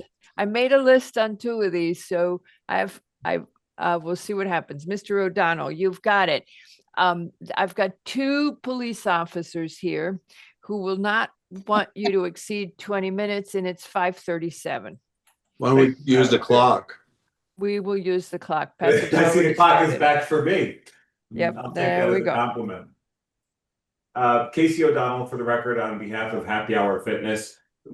My 3 questions are, do you have an appetite for a change around fitness uses in the LBR zone? If you do have an appetite, does special permit sound reasonable? And then are there site-specific issues here where the site has parking? Can we actually get to a place where we can scale it? So I observed the briefing and I can be brief or I can sort of just introduce the topic, but I'm happy to address any questions or comments of the commission. Our answers were, I'm going to spill this back out as I heard it yesterday. First, on the change to the LBR, we want to know what the impact would be everywhere in town, not just on this one site. We want to know what the scope of it is, what the effect is. On the change to the fitness uses, a lot of pause on 25% for the accessory. And then specifically because the original approval language for this application says no fast food uses. So if you have a 25% little quick food preparation associated with the gym, have some doubt about whether that's going to turn into a fast food use. Next, it's a very large space and you're saying you're going to have very small classes. We have had not positive experience with that, where people have filled the space to overflowing and have created parking problems. So, and we've also had some experience in Cos Cob where someone told us they were going to utilize this only a corner of a very large space and it spilled over to other stuff. When you have the space, human nature fills it. Those are the hesitations I heard yesterday. There is concern about the parking, but it's related to the demand driver. And there is a philosophical question on the commission of the experiential uses relative to traditional retail. And that is ours to answer. Anything else the commission wants to add to that? I think I recapped. Arn, did I leave something out? No, I guess I just had a question, Madam Chair, because I'm not understanding how this use is different from the existing use that we approved like a year ago that has. Oh, it isn't pause that they're replacing. They're going into the next space over, the one Well- that hasn't been filled. Well, exactly, but we approved that and we didn't need to change the LBR regulations. So why do we have to change it? Because this is a fitness center has different. Go ahead, Patrick. And the other one is. Well, the technical answer is the other space was a change from a non-conforming use to another. So they had a non-conforming bank use, and they seek to change it to something they hoped and were successful in convincing the commission that it was less non-conforming than the prior, and that's why that didn't require a change in the regulations. So But this it's- other space was approved as retail, and that so it's as of right only uses approved in the zone, and that's not exactly approved right now to have fitness use on the first floor. Okay, well, I guess their challenge is to use the same argument that the one that got approved. Well, but it's a Yes. little, yeah, but it's a little different because in the one that got approved, they gave us the layout of the rooms, and this is the thing we just said, how you're going to allocate the space, and you had the plunge thing and the Right. IV chairs and all of that. Now you have this situation where you are going to have a class in this 1,700 square foot space. Yeah. And you're only going to have 8 people in. Having seen how they jam them in at the gyms that I've been in, it's hard to believe. And when you see the problem that they've created on Sound Beach and also the hot yoga place, so we could give a list, but that's it. Okay, Is it so a thank you. different, is it a different use group? That's kind of the question, it's right? 4. No, it's use group 4. So it's the same. It is the As same, what? it is the same use group, but again, it's the class and the participation levels and the everyone arriving at the same time. So it's not, I wouldn't say it's a similar use to what Pause is. Pause is a one-on-one appointment. Medical spa. Medical Well, spa. Pause is technically a medical spa. Right. It's not a personal service and it's not a fitness center. It is a medical spa. So, and they, you know, they have what they gave us, all the length of the appointment hours and all of that. So if they were that's the issue. Mr. McRae. Mr. O'Donnell, educator, commission member, happy hour fitness. Is this Pilates, yoga? What is happy hour fitness? That's correct. It's yogis, yoga, Pilates, it's breath work. As indicated, this would traditionally be considered a class type fitness use mixed with a one-on-one type fitness use. So direct personal training, one-on-one or one-on-2, and class sizes can go up to 1-on-5 to 1-on-10. Is there machinery involved? Cycles, so on and so forth? There are no cycles, no direct equipment that can be tied to. So the way we would typically represent this when we submitted something to the commission would be an indication of a yoga mat or a place setting. And as far as enforcement, which Don't want to do it. I'm privileged to have some experience with, I found this to be a relatively kind of simple enforcement matter in that this is open to the public. If I was tasked with enforcing this, I'm going to look for when the complaints are coming. I'm going to send an inspector to inspect. That inspector is going to observe the number of people attending on any given day and leaving. And if that number is in excess, and if I've carefully awarded my approval to have a limit on the number of class sizes and you exceed that, then I have an opportunity to mail the landlord a So letter. I'm going to jump in on that, Mr. O'Donnell. Please. Ixnay. Okay. Absolutely ixnay. I can't tell you how many emails I have sent to Patrick that he then sends to the CEO because I get complaints on the hot yoga and on the bar places, and somebody trots out and somebody says bad, and then they come back and they go, oh, we're so sorry, we won't do it. And boom, they do it the following week. So what do you want us to do? Because you know how long it takes to you have a punitive measure, you know how small the fines are, and now you have a problem for We're the not, so I don't want to do something that you're setting up an enforcement issue. we can't, well, I would suggest that it's not worthwhile to legislate a use out because we're not enforcing the use. And I recognize that I was not the longest tenured zoning enforcement officer. And I appreciate the cooperative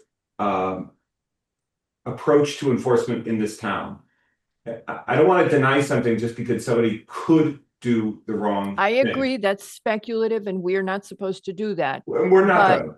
But so we're not going to deny you on a speculative basis, but I'm saying to you, I'm looking at how big the bread box is, and I'm having trouble seeing the class size, and I'm having trouble seeing how that's going to work out to not being bigger. And I'm seeing a potential enforcement issue. Would that be the basis for denying your text amendment? I don't know, but because are we concerned about this that's not, the text amendment is the entire town. Right. The 10 people really being 10 people, that's this site. but the text amendment is the entire town. I would not want to see the entire town. We had concerns. You'd have to convince us about the 25% accessory uses. I want to make sure that yet Mr. Yeski and then Mr. McRae get to talk. Go ahead, gentlemen. My turn? And then, I'm sorry, yes, your turn, Mr. Yeski, and then Patrick, unless you want to jump in, go ahead. So no, I'd like to just clarify. Is the applicant going to look at all the other zones and provide it? Yes. We've done that before, right? They're going to Yes. do all that? Okay, good. That's what we're asking for. Yep. Well, I just want to clarify they're doing it and not us. And are they also going to provide a detailed parking plan based on the class schedule and also are they willing to do a traffic study in the area? So just They did questions give us, back to them. in the narrative, they gave us a parking plan. Go ahead, traffic study. Mr. O'Donnell, you answer. If a traffic study is warranted on a site-specific basis, that would make sense. At the scale, let me first just by saying, if 25% is a problem, 10% is adequate. I was just looking to provide some flexibility in terms of how the spaces are used and not to make it specific. But if this commission likes 10%, that's satisfactory. So we don't have to talk more about that. As it relates to a traffic study, I think when a use demand, the ITE trip generation manual is starting to look at boutique fitness uses and general fitness uses. And I consulted with a colleague, and what they reported back to me was that what our proposal is consistent with the ITE trip generation. I inquired further, and he said that the ITE trip generation indicated it was based on 2 sites for this trip generation figure. That's how are we going to establish parking that works for you? And do you want it established on a per square foot basis or on a per class member basis? If we make it per square foot, okay, we can say you may be limited to sites that are overparked based on a more boutique use. And I think that's what I want to explore here is how do we get to these ideas of parking? Now, if I'm coming in with something that's larger scale, if we're looking at parking trips in the amount of 50 to 100, let's do a traffic study. But if we're looking at parking trips for something that's more like 10, maybe instead of a traffic study, a parking study could be more useful to advance the conversation. Does the commission or your incredible staff, are there thoughts on what the appropriate parking would be for fitness uses, something that's not already in the code? No, our concern is that the space is a lot larger than what your class size is indicating. But we have, Madam Chair, respectfully, this is a town where premium services, premium products can exist. And it's, I think, in part, the applicants tonight are involved in Operate Pause. And what they're finding is they're drawing from the neighborhood. They have walk-in clients. It's all Greenwich clientele. It is a substantial COSCOB clientele, and they're looking for this complementary use. And that is part. What I would say to you is don't argue it now. Let us ask you the questions, you ask us the questions, and then argue it when you come in with it. But you heard the briefing. There was a lot of pause. Mr. McRae, go ahead. Mr. O'Donnell, the proposed plan, can you explain serving of food, snacks, whatever is going on in the proposal in front of us? And then I highly recommend, strongly recommend looking at and trying to define the intent of inclusion of preparation and serving of food and or sale of equipment related to the activity on the premises. Okay, I think as you heard yesterday, where does that actually start to kind of cross the line between I'm kind of making a smoothie and or a snack to food service? Do you know what I mean? Yeah. Or I'm selling cycles as well. Oh, you want to buy the cycle? Here, I've got a few floor models.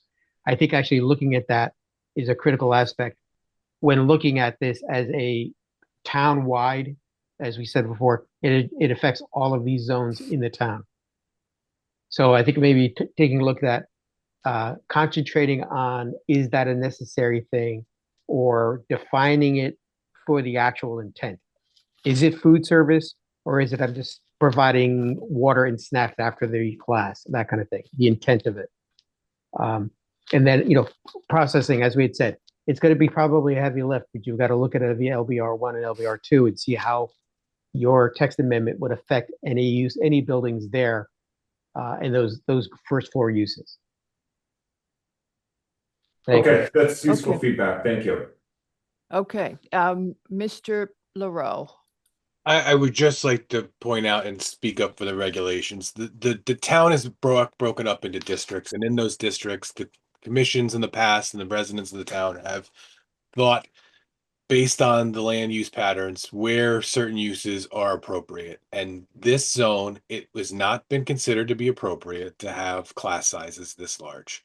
And it's not something that's Well, new. 10, I mean, that's the thing. If it was 8 or 10 people, you would be okay with it, but you've got an 1,800 square foot space where Right. you can accommodate more like 70 people, to be honest. So I appreciate that the space next door is available and it would be convenient, but again, there are other properties in town that could accommodate this use without a text change. So it's not that this is a use that it is a use that's allowed in the town. It is this zone in particular that has a specific focus, and the commission and prior commissions have thought that these sort of class activities are not ideal or conducive to the district that it's in. So That's fair. There you go. It's permitted in the zone in existing buildings, and I'm looking at this as a section of the code that might not be working well for the commission and might be a place where all of these concerns can actually be implemented on a site-specific basis. We've had other uses that have become popular, and using special permits control has been an effective tail on those for you to take these specific concerns. This is a use that's allowed in the zone. I think the language could use adjustment. I think it's confusing to say existing buildings. I The would building say has a CO. The space don't- has a CO. It's been vacant for a year.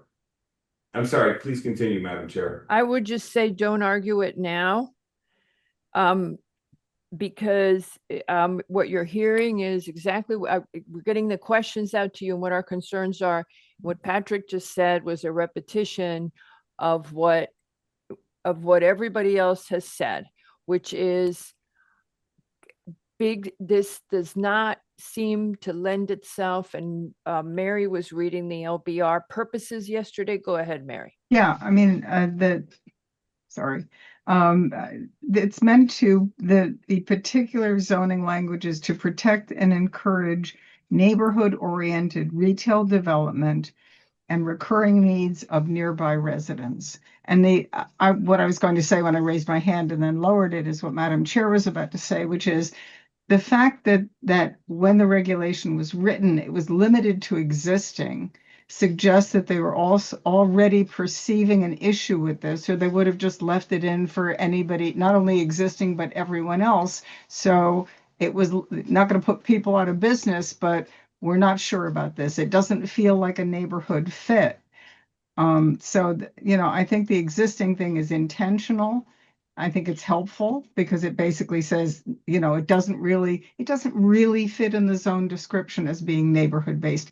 I'm a little concerned, and I'm not that familiar with Coscob or the retail area around there, but you now have a personal services and a potential fitness.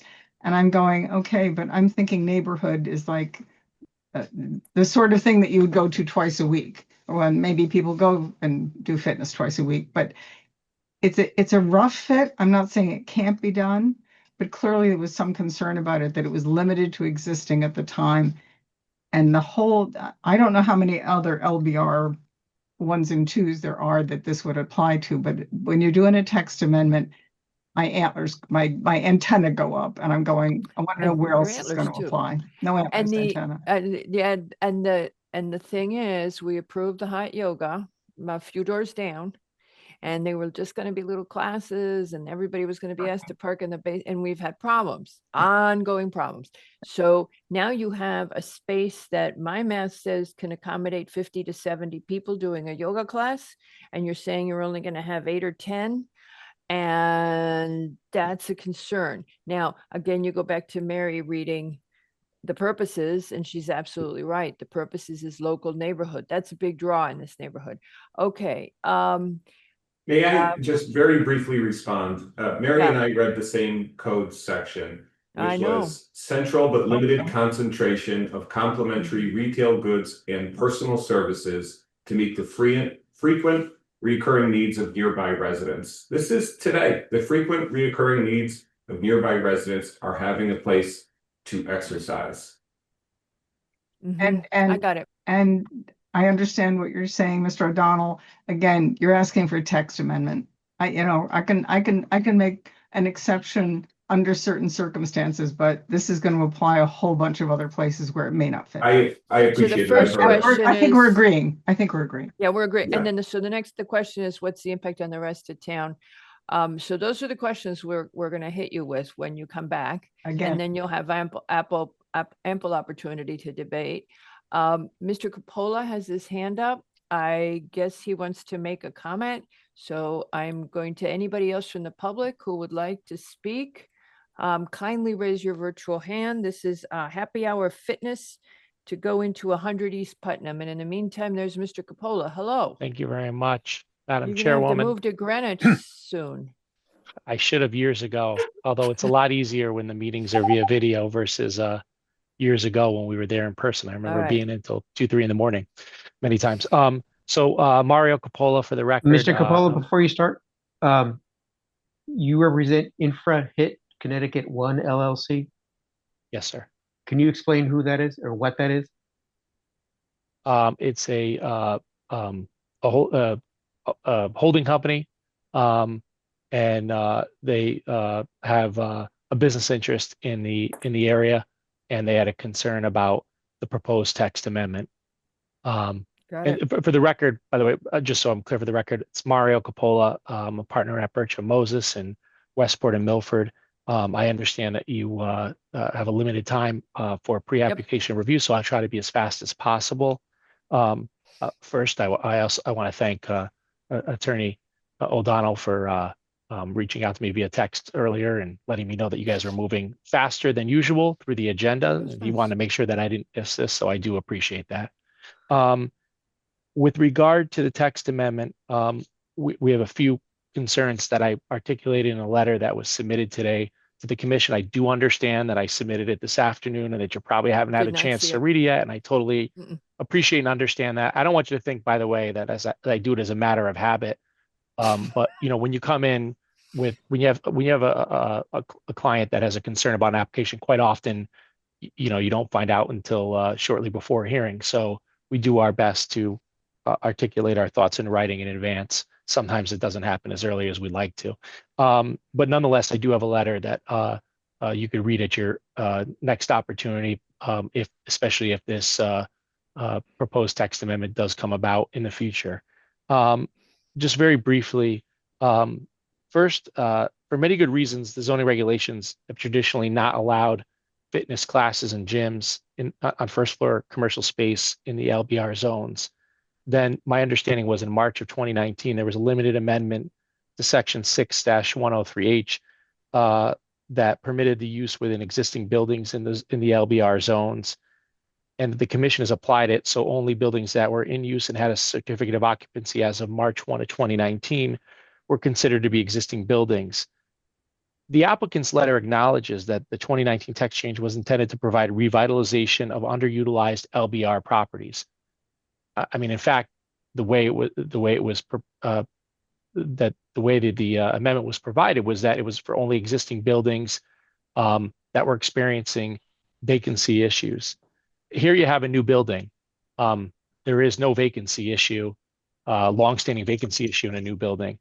And so now this proposal is to expand the use regardless of whether it's a new building or whether it's an existing building that has had long-term vacancy issues. The whole purpose of the prior text amendment was to only allow this use where there was a specific reason for it, which was long-term vacancy, because from a planning perspective, the commission's position has been that you don't want to have large scale commercial fitness use on first floor that's typically for retail, especially in a neighborhood zone such as the subject. Second, and I don't think this is something that's minor, the text amendment proposes to expand accessory uses in the LBR zone up to 25%. Yeah. And I'm not that great at math. I have trouble sometimes helping the kids with their math homework now. But by my math, that's an increase of 250%. That is, I think, just, too much of an increase in what constitutes an accessory use, to the point where Actually an increase of 150%, and it's 250% of the original number. But that's okay. Go ahead. 250% of the 10, right? Yeah. Yeah, so it's okay, fair enough. 150% increase, 250% in comparison to the original. Thank you for But correcting. we got you. We got Yeah. you. But the point is, it's an extraordinary increase to the point where it's no, if it's 25% up to 25% of the principal use, it's no longer an accessory use, especially for a gym. I could see if you have a mixed use apartment complex and there's a small gym in the corner somewhere in the first floor. That's not the case here. This is a large scale commercial fitness operation that's being proposed here and would be allowable now under the proposed text amendment. The text amendments conflict with your POCD. It's pretty stark. If you go right to the section on LBR and the POCD, which is page 94, it says the historic, and I'm quoting from it, the historic village centers are zoned for local businesses, services, and retail uses that serve the neighborhood and do not depend on attracting business from a wider area.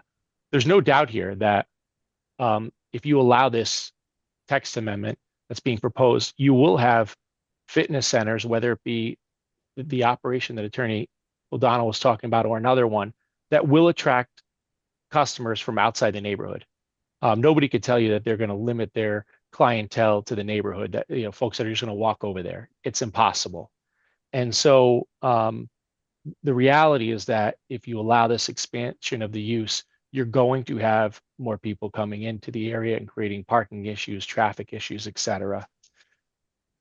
A proposal that broadly adds fitness clubs and gyms as a permitted use without meaningful operational limitations, such as caps on the square footage, restrictions on hours, parking management requirements, or limitations on classes, is inconsistent with the town's incremental and context sensitive approach to commercial zoning amendments, and also conflicts with the town's historic treatment of fitness uses, where the town has narrowly controlled accommodations for fitness rather than blanket authorization.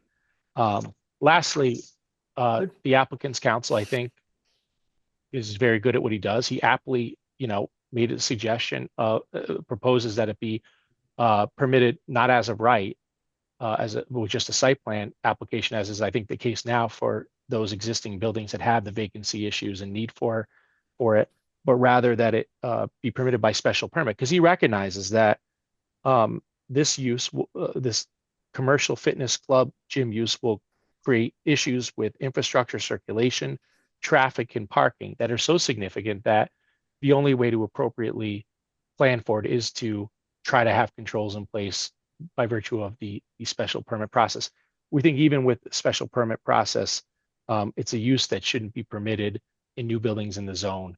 And we respectfully ask that you take that into consideration if there is a future proposed text amendment. And I thank you for your Okay. time and consideration. Thank you, Mr. Capola. All right, so I think one thing that he did very succinctly, a very good way of phrasing the issue we were raising with you, Mr. O'Donnell, is for a regulation to work, we should be able to approve it without putting a lot of constraints on it. So that is a very good way of looking at what our concern is. The 25% concern bothers us, and the fact that we would have to limit the class size in a very big building, it means that it's not the right place to have this regulation amendment. So, but feel free, we remember the record closes on this, so come back and convince us. And with that, unless the commission has any further comment, we will see you when you come back. All right. Thank you, Madam Chair. Thank you, Commission. Thank you. Bye.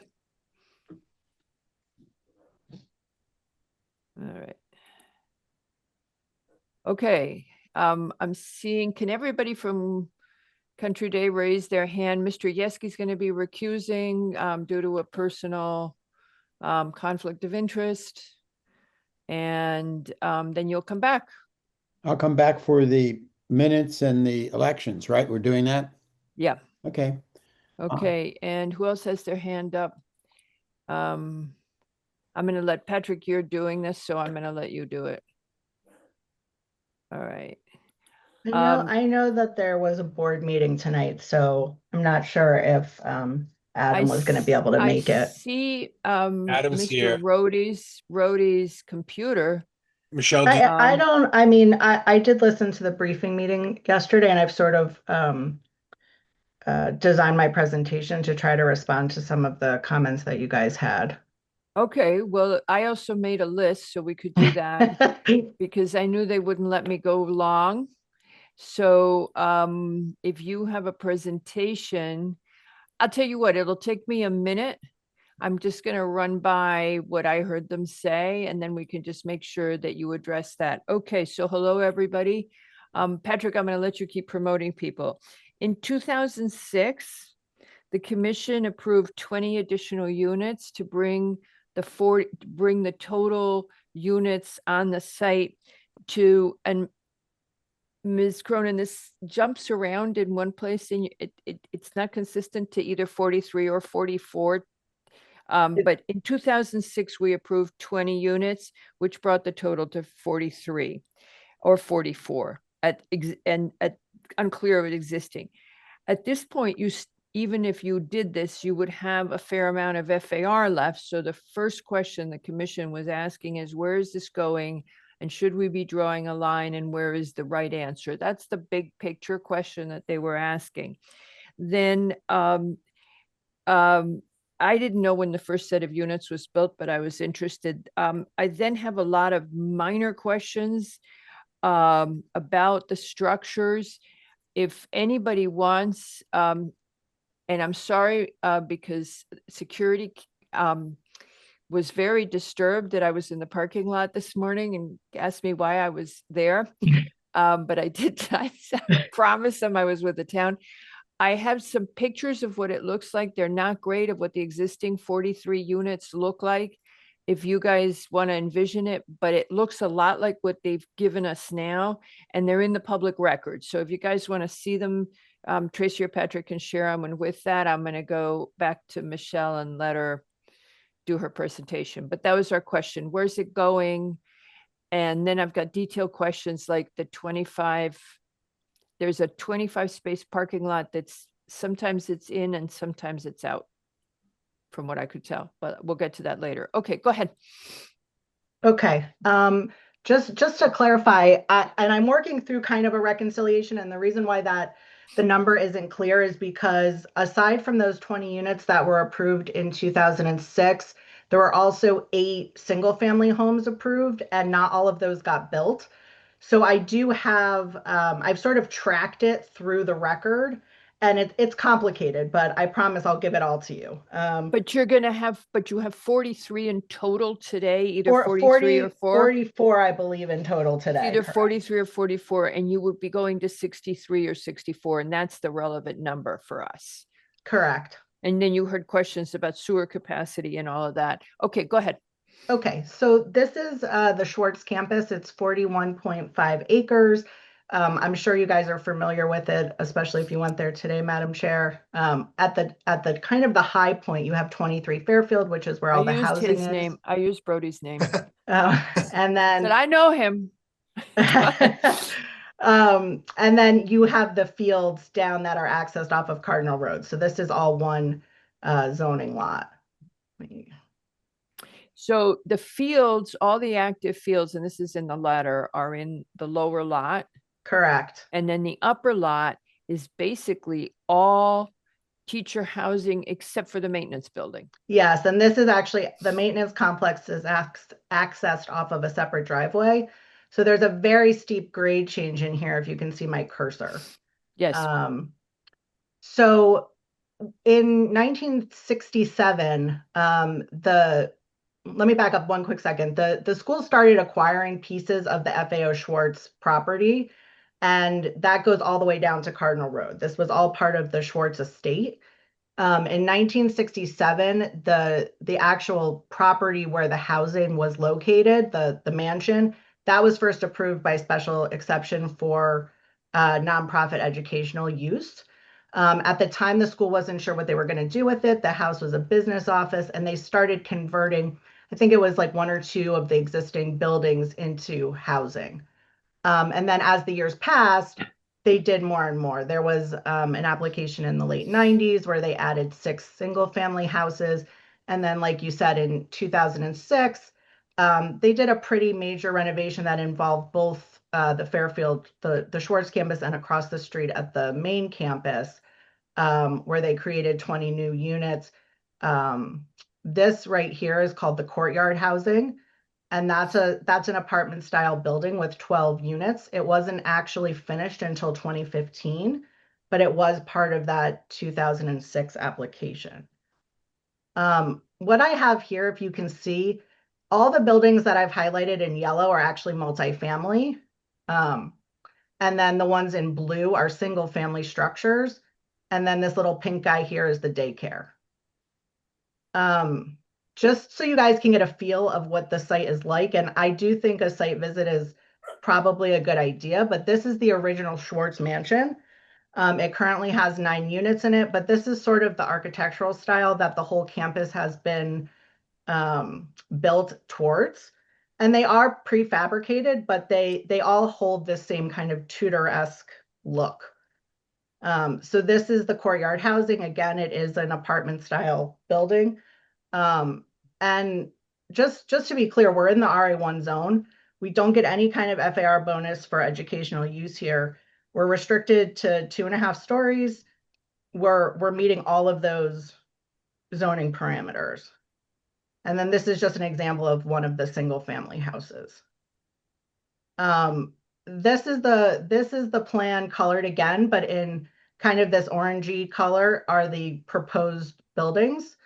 You're going to have 8 apartments in right here, which are going to mimic this Courtyard Housing. So it'll be across the circle.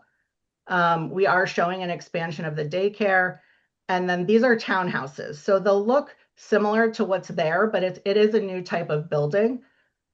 This is mainly because, yesterday when you guys were talking, this is all for existing faculty. Right now they have, and I'm sure Adam can speak more to this, but right now there's a waiting list of 42 families waiting to get housing. And there's an additional 4 families that have housing but want larger units. So these are all, 2-bedroom units in the apartment style, and then 3-bedroom units in the townhouses. So this is definitely filling a need. They're existing faculty, and these people are going to come to Greenwich. They're going to be part of the community. They're going to, use Greenwich businesses. I mean, I think it's a good proposal. This is a landscape plan that we just got, so I figured I'd throw it in the mix. This is the parking lot that I think you were talking about, Madam Chair. This is 25 spaces in here, and then there's additional 3 that we're going to add up around the circle. So that's where we're getting the 28 from. And then this, I just did an overlay so you guys could kind of see it in the context of the site. I think there's a typo in your narrative because I read the sentence a bunch of times and I kept getting, there's a 25 space lot and a 28 space lot. So it's just a typo. It's all right. Don't worry about it. Okay. We understand that it's a total of 28 new spaces. Got it. So this is in the context. I know yesterday you guys did talk about, is it too much? There are sections of the regulations that encourage cluster development. I mean, this is, if you were at the site, and like I said, I think a site visit is warranted, you'll understand that this is kind of tucked away. And, the school and the town needs this kind of housing. I know that the town doesn't get credit for it, but this is workforce housing. The people need it. They want to be in Greenwich. They want to be close to the school where they work. And, from a traffic perspective, this is actually a win because you're going to have 20 families who used to commute, who don't commute anymore. So, you know, I think it's a really great project, and I'm happy to answer any questions that you guys have about it. Okey doke. With that, Commission, I think we mentioned, you asked about sewer capacity, that you're gonna need to do the sewer outlook. We asked, I was curious how many total teachers you have. Is there any kind of shuttle service? Is anybody going to the high school campus? Just kind of what the traffic flow is gonna be, because one of the things we were talking about yesterday, as you heard, was this is actually theoretically a vehicle miles traveled reduction if a teacher is living in another town and commuting in. So it would be a reduction. So, but then they're in this relatively isolated area. How do they get to the campuses? It's kind of tough. It's kind of tough to walk to them, and I mean, you can't really walk to Stanwich. So is there any kind of shuttle service? But again, you are reducing the vehicle miles traveled, which is the measure the state implemented in 2021. Okay, I'm handing it over to the commission. Go ahead, shoot, questions. And just to answer your question quickly, they do have a shuttle service. So if the person lived on Schwartz and worked across the street at the main campus, they would likely walk. If they worked at the high school campus, yes, they would have the ability to take their cars as a faculty member, but there is a shuttle that stops at the Schwartz campus to pick up teachers. Okay, Mr. Wells. Yeah, just a suggestion. It gives the school an excellent opportunity for energy efficiency. Country Day's been a leader in that, and it would be wonderful if you could aim for all electric buildings. Maybe have air source heat pumps or geothermal. You're probably going to need EV chargers, solar. Modular is terrific because, as you know, it uses a lot less energy in terms of building. But I really hope Country Day takes this opportunity to make this as energy efficient as possible and to minimize or eliminate greenhouse gases in our lovely town. Thank you. Mr. Lowe. Yes, you gave us some numbers there, and I did not write them down with regard to a wait list and 43 people waiting. yeah, the focus on demand. And so this will not satisfy the demand you have now, as I understand it. And I just wondered, is this proposal part of a longer term, grander master plan that where the school anticipates seeking to expand housing? I mean, it seems to me you've got all this demand, and you're very fortunate that you have this property. So I just wonder if anybody wanted, maybe Mr. Rohde could comment on that, or Ms. Cronin, Sure. Whoever wants. Happy to comment. Just for the record, Adam Rohde from Greenwich Country Day. Madam Chairperson, good to see you again, and thank you for letting us jump on this call. Commissioner Lowe, when I started in 2004, we housed just about 70% of our faculty. We felt that was an ideal number, and that's kind of what we're shooting for again. We're currently housing close to 40% of our faculty, and that's not because we lost housing, and that was because the denominator and number of teachers has increased with the high school, with the opening of the high school. So we hope to get back to, call it 65%. That feels just like the right number for us. We do have a number of teachers who never would want to be housed. They have their full share during the school day and want to get far away as possible.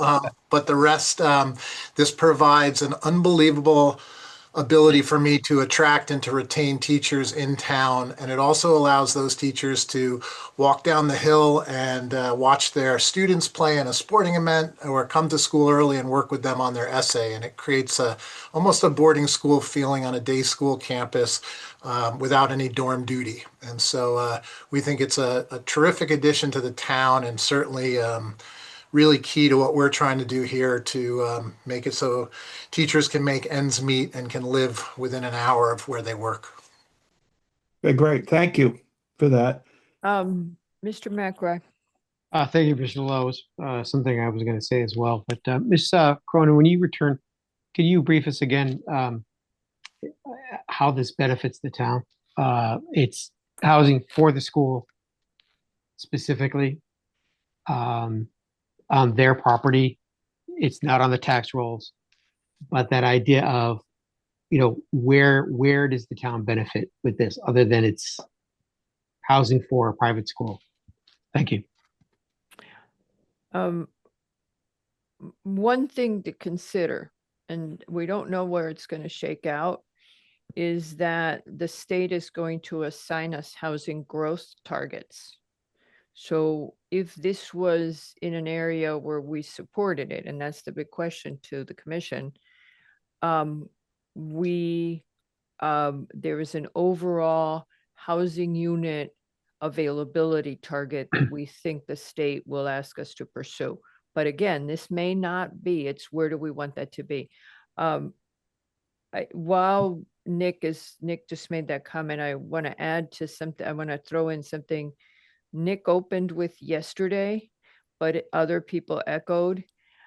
Not crazy, not enthused, shall we say, about the apartment building idea.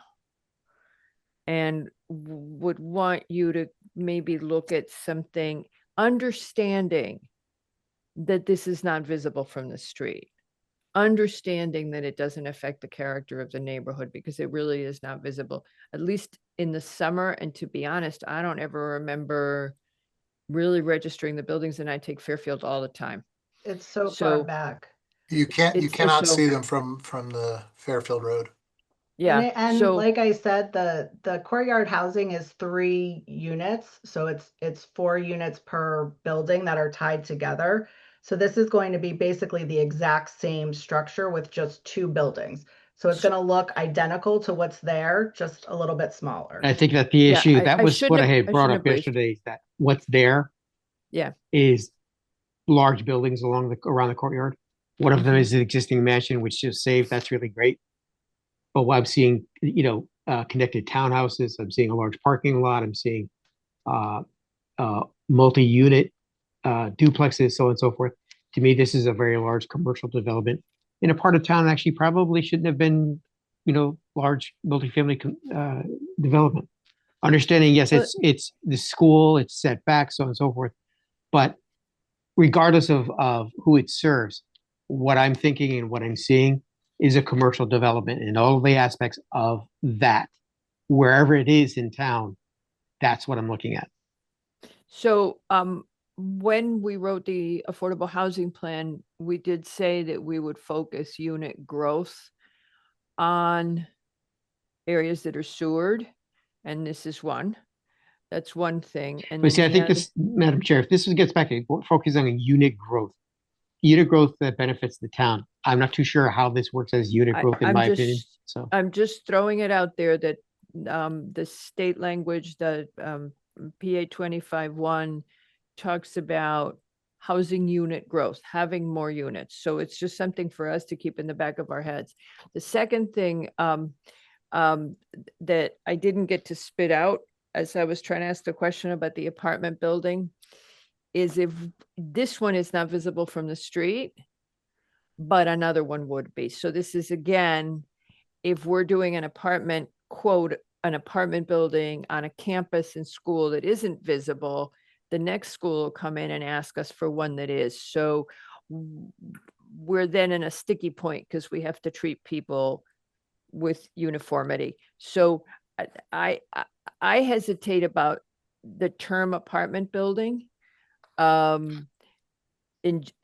for that area, because I don't think that's the goal of our current POCD.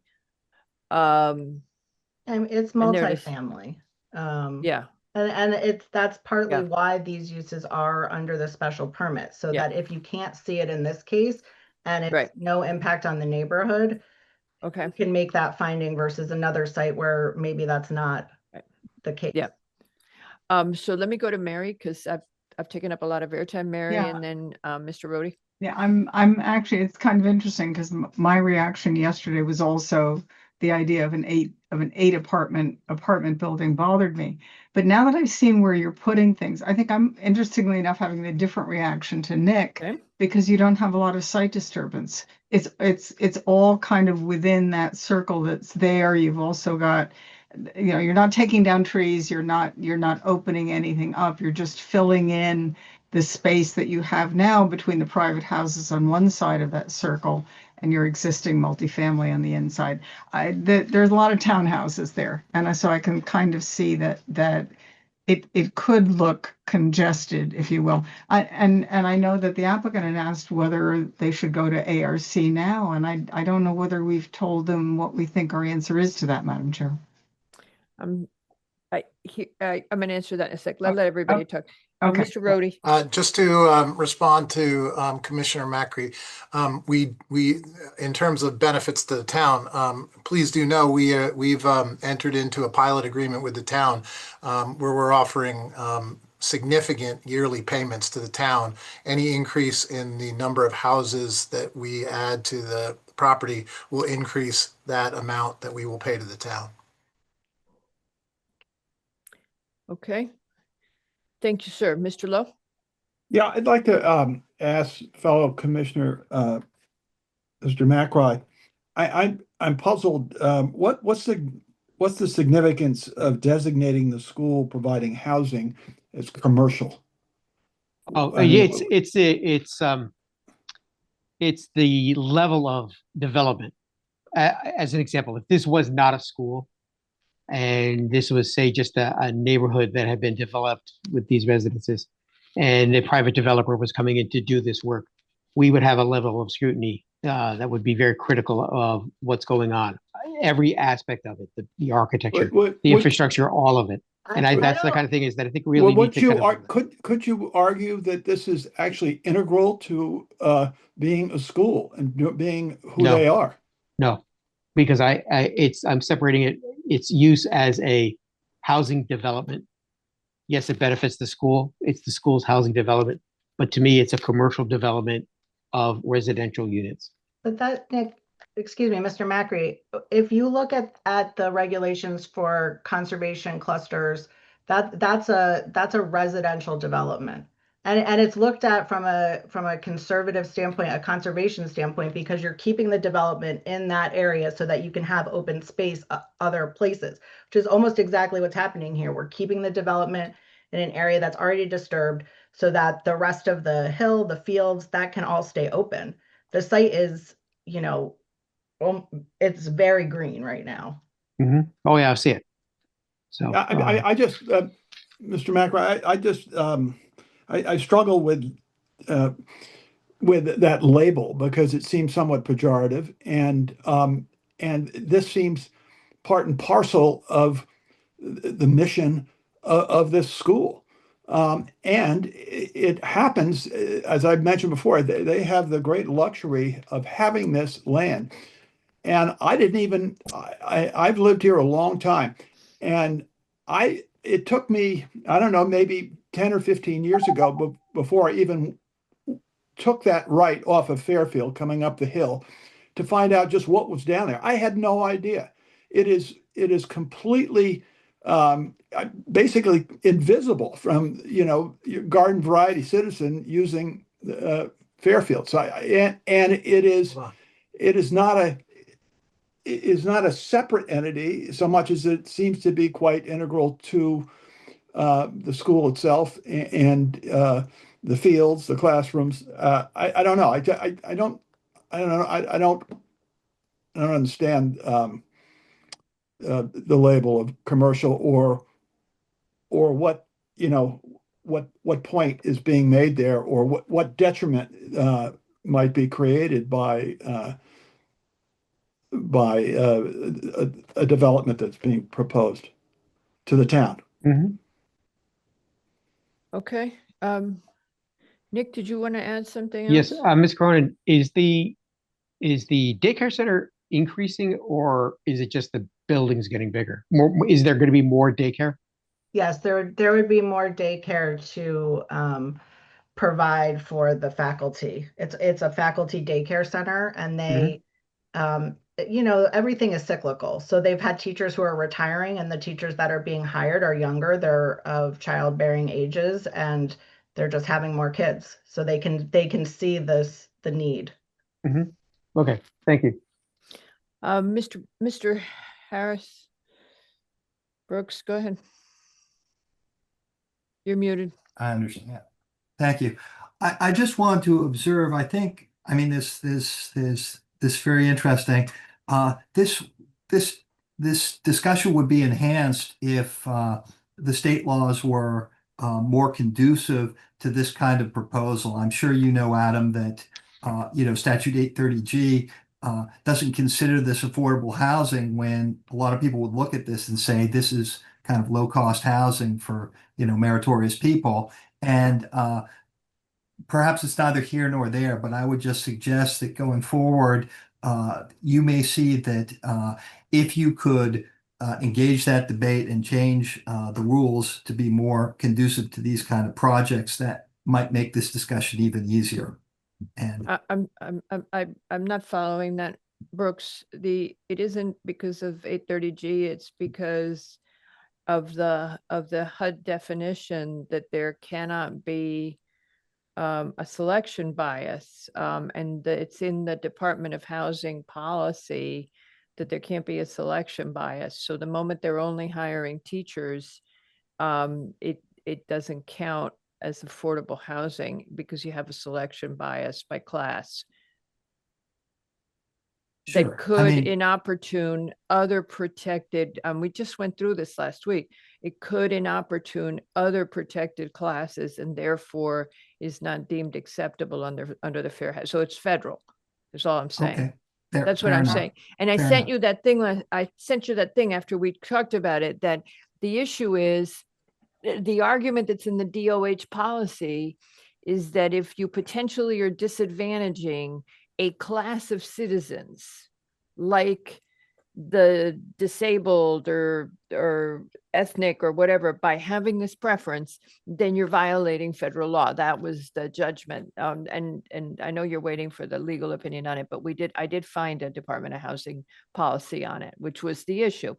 At the same time, yeah, I was going to ask them if they were willing to open a piece of it to outsiders. But anything else from the commission? As to the ARC, let me throw this out. Looking at it today, and Ms. Cronin showed the pictures that are basically gives you an idea of what it looks like. What they're proposing, if you look at the elevations, is very similar to what's already there. So the design is basically what's there. Bigger questions are parking lot, density, the 8 units altogether. That to me is not ARC as much as us, and I would like to take a crack at that before going to the ARC and have us look at those issues about density and how it's laid out. And whether one question I want to ask you when you consider the site plan is, from the sound of from how I read Ms. Cronin's letter, that we asked for 2 parking spaces per teacher per unit. In 2006, per unit, sorry, in 2006. But now the state's telling us, maybe not. So I don't know if you have, depending on the number of bedrooms the unit has, you could actually and they're shuttling to work. So you could potentially ask us to revisit that 2 parking space requirement and reduce it, reducing thus your impervious surface. Patrick Trace 25-1 allows you to have, for 2 bedrooms and up, 2 parking spaces. For less than 2 bedrooms, 1 parking space. Are you all 2-bedroom? No, they have some studios. We are matched with what the commissions, the local regulations. We actually have a little bit more. But local regulations will go out pretty much when you file this, because we're required to have in place by July 1, no more than 2 spaces for 2 units and up, and only 1 space for anything below 2 units.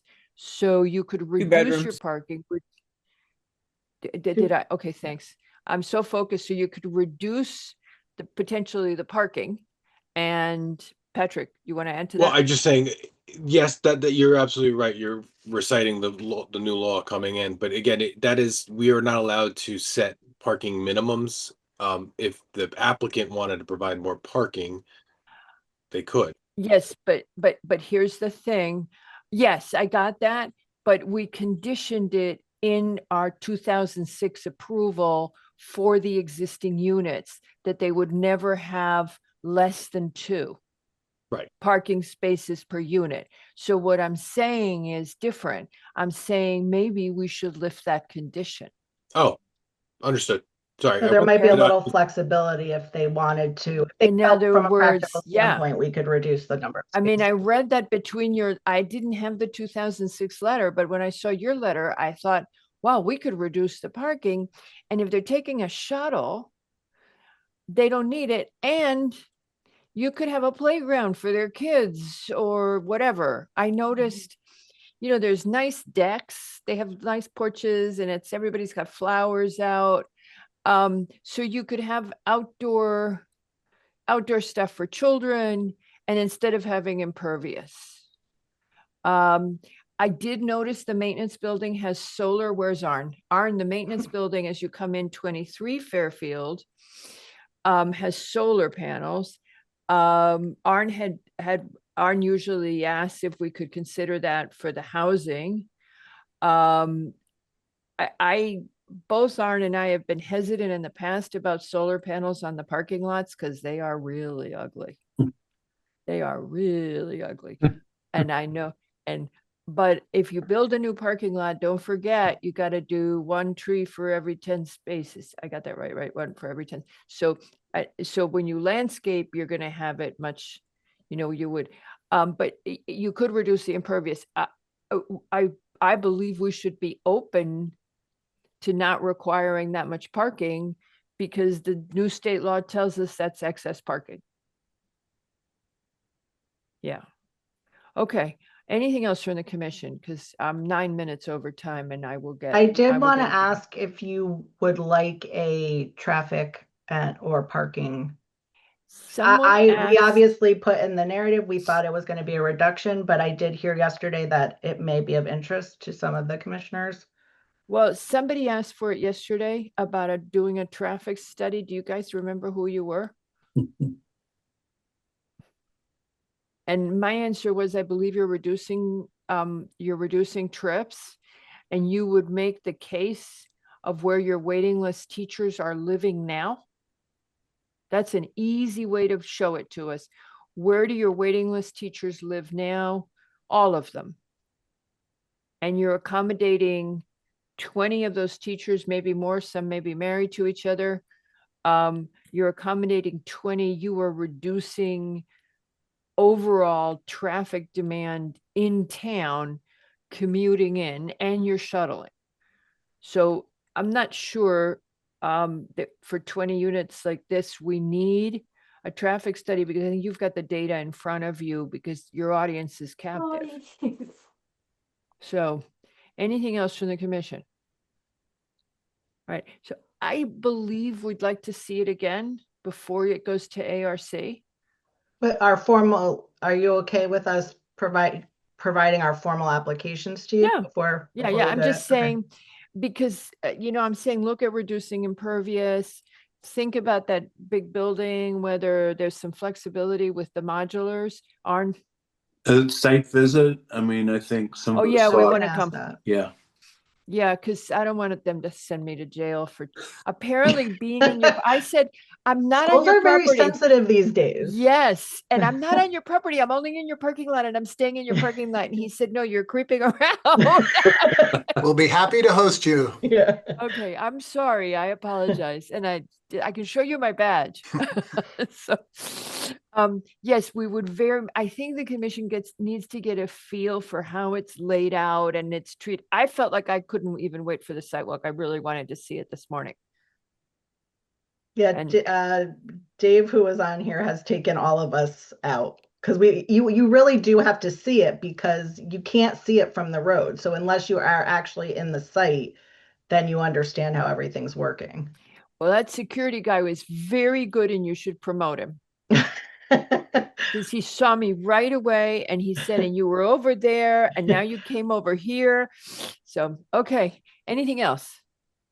All right. Dave just came in. Yes, you fell out for a second. Yeah, It was so a different Dave. So Dave, It was a he different was Dave, referring yeah. to Dave from Country Day, but I also, along the same line, the multi-family portion of it mirrors the exact other building at the top of the courtyard in size, finish, Yeah. features, exterior I detail. figured that out when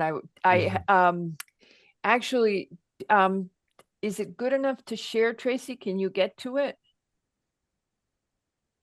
Anybody? Tracy, that picture? One the of your big bu- pictures? Yeah, Your the picture? big Okay, yep, building. hang Yeah. on. If you can get to the Yep, big yep, building. yep. I didn't Let me crop see. it very Hang well. on. I think this is it right here. Hang on.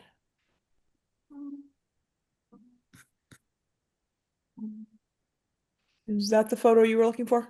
No, that's the different one. Keep going. That's the different one. Yours are better than mine because it's This right one? now. No, Nope. keep going. There's 3 more. And I didn't get the circle. No, I didn't get the circle. Go up. Yeah, the Tracy, circle sorry. is right here. Right This there. is the circle. Yeah, there This you is the go. That circle, the top top one. one here. Yes. So see how it sets in? It doesn't look monolithic. Oh God, Nick, are you impressed? So you know how it changes level, Mr. David? Yeah. So it doesn't look like a single fronting apartment building. It has depth changes. That would help. But again, I'm thinking more about if someone else comes to do this and they want an apartment building and they're right on a street that we see all the time, like North Street. So basically, if you look at those, say the 2 left pieces and chop off the rest, that's what we would be proposing. It's just that it's So- the 2 with the middle piece. But Yeah. think about what if St. Michael's wants to do this? But like I said, I mean, it's within your purview under the special permit standards to say, is this, it's a different site, it's different conditions. Right, but you want to be you want have your regulations and your approvals be as consistent as you can. So let's do something that if you picked it up and moved it to St. Michael's, it would also be okay. If that works for you guys, if you can think about how to do that. And if you can't, you can't, but I'm just asking. Okay, Trace, thanks. All right. Anything that you guys want to ask us before you go, since I ran over the clock? No. Okay. Thank you. Thank you all. Thank you. I'm staying here for two more minutes. Okay. All right. Our next discussion item is the Stanwich Club for a pre-application review to demolish 2 existing single-family residences and construct 2 new side-by-side prefab modular units with associated work at 888 North Street in the RA4. Mr. Lowe? Yeah, should we ask Dennis to come back or not? Dennis? He's here. Dennis? Okay. And do I need to It doesn't recuse? matter. Do I need to recuse myself just because I have an association with the Sandwich Club? Yeah, our call in the past has been that if you belong to a club, people have to belong to clubs as long as you're not on the board of directors. Patrick, have people just recused themselves because they're members ever? I think that some have, but again, I don't know what their role was at the time. Your call then, Mr. Yeah, Long. I thought it was my call. I mean, Yeah, it is your call. I Yeah, can your call. recuse or not. I might as well just stay. I might as well keep be educated and informed. Yeah, okay. Okay. All right, Ms. Cronin. Yeah, I mean, I listened to the briefing meeting yesterday. It didn't sound like you guys had any questions. The only question that I had, if I can find, I don't know why, hold on. Just see. The only question I had, this is the Stanwich Club campus. It's just about 205 acres. The only question that I had, and this stuff was all in the submission, was do you think that this application needs to go to the ARC? This is the area of work. We're, nearly this is almost 900 feet from this property line. It's over 1,300 feet to this property line. There's quite a bit of vegetation around the area. They're prefabricated structures. So that was really my only question, if you felt that you guys could look at it from an architectural standpoint, or if you wanted us to go to the ARC for this. Anybody got strong feelings on this? Because that'd be okay with just us, but anybody else got strong feelings? Okay, not seeing any strong feelings, just do us. Okay, great. Okay. Any questions from the commission on this? Ms. Cronin, so 3 buildings get removed and 2 get built. Is that correct? There's 2 single-family houses, and one of them does have a small detached garage. Right. So it's okay, I see it. So yeah, so you're correct. Those 3 structures get demolished, and then there's 2 houses being built. Okay, and that the detached garage house, that kind of thing, that's actually being folded in the second unit you're building? Yes. Okay, got it. Okay, great. That's staff use, right? Okay. Yes, I was just gonna say, and they're both for staff use. Right now, it'll be for the grounds, the golf course superintendent, and then recently the club manager, who had lived in one of the houses, got upgraded to a site next door, and so they're going to use the second house for a new tennis pro. Great. Okay, thank you. You're welcome. Okay. Any comments from the public on this application? Kindly raise your virtual hand. This is Stanwich Club. All right, so I think we're good. Less complicated. Thank you, guys. All right. Thank you. Thanks for putting me on a nice agenda today. Oh yeah, don't come back our next meeting. Yeah. Okay.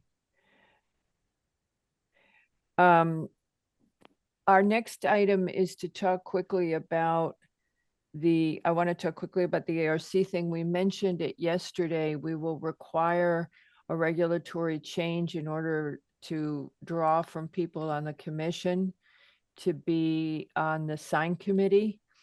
And essentially, I'm looking for a nod to have Patrick and Tracy send that into WestCog.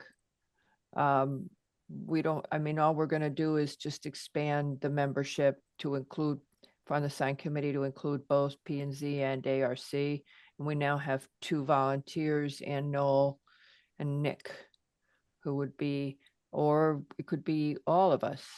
No, it could be more of us if nobody showed up, but that would be a sad day for the sign experts. We don't need to vote on that, right? Sounds like a good Patrick, plan, Madam Chair. Do we need a vote The on having vote you to send the send, to amendment? start the process? No. To send the draft in, and then in a month, we'll be able to then approve the amendment. Well, or sooner, yeah. We'll make the application number and we'll get that process going. And then if we get word Right, sooner. we have to have notices, public hearing and all that jazz. Right. I was trying to get it on the public hearing for today, but I guess if submitting it for the final doesn't work.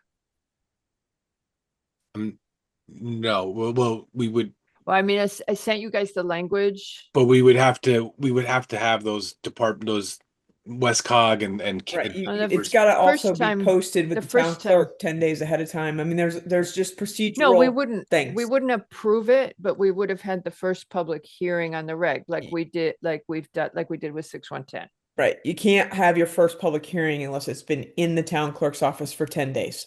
right. That's state statute. Right. So it have to be in the That's what I was tentative asking. if it's going to be a public Right. hearing. They're just, I know Gotcha. it doesn't No, move that's as good. I fast got as you it. would like, but you Well, it don't want isn't- your regulation invalidated because we didn't follow the procedure. No, I'm not arguing. I'm not I'm arguing. just I pointing out would- for everybody who's listening, that's all, not just Yeah. you.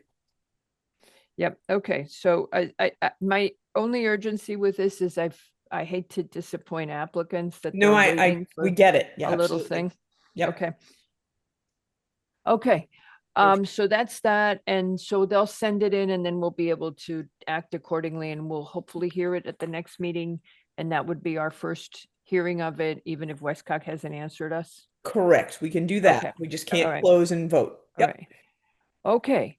That takes us to I hereby move approval of the April 14th, 2026 minutes. Do I, Mr. Lowe has seconded. Everybody in favor? Aye. Aye. Okay, and then we now do the election of officers. Would anybody like to nominate? I nominate Margarita Albin for chair. Do we have a second? Second. Arn got it first. Mr. Wells has seconded. I'm gonna do a roll call vote. Mr. Wells, how do you Aye. vote? Ms. Jenkins? Ms. Brooks? Aye. Mr. Let me Lowe? think. Aye. All right, Mr. McRae, Aye. Mr. Yeski. Ask me last. No, aye. You guys. And Ms. Jones. Aye. All right. Does Ms. Albin I vote? abstain. No, I abstain. Okay, so with that, that passes and we go Term is to, do we effective have for a- 1 year, yes? Yes, 1 Oh, year. God, a whole nother year. Effective Yeah. when? Immediately? Yeah, Okay. sure, whatever. Because it Sure. expired last week. Yeah. The Wait, it expired charter- last week? Yeah. The charter doesn't actually designate a term for the secretary, but we've made it 1 year. Just Life. because We he could, might we as could well make it suffer life with if you me. so choose, Matt. All right, do we have a nomination? Yeah, I know. Every time I ask, does anybody want to write a motion? I hereby there's, nominate the Honorable Nicholas Macri of Byram as secretary for a Second. term of 1 year. Lowe has seconded. Mr. Wells, how do you Before vote? we move on, I take quite exception to the title of honorable.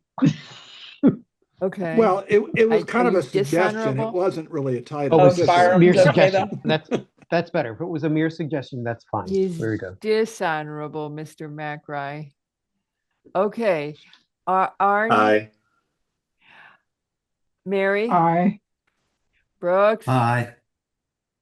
Lowe. I don't get it why I deserve the last name only. Everybody else gets a Oh, first okay, name. Peter, because Aye. I forget that we don't have Levy anymore Yeah. still. All right, Mr. Yeski Aye. and Ms. Jones. Aye. Albin is also aye, and Mr. McRae, I guess you're abstaining. I don't think I had a say in this at all, so that's fine. You don't. It's like, Nick, how did you write that motion? Mm. All right, so there we Congratulations. go. Thank you. Congratulations. Yay. Congratulations. Thank you all. Okay, we're done. It's 6:54.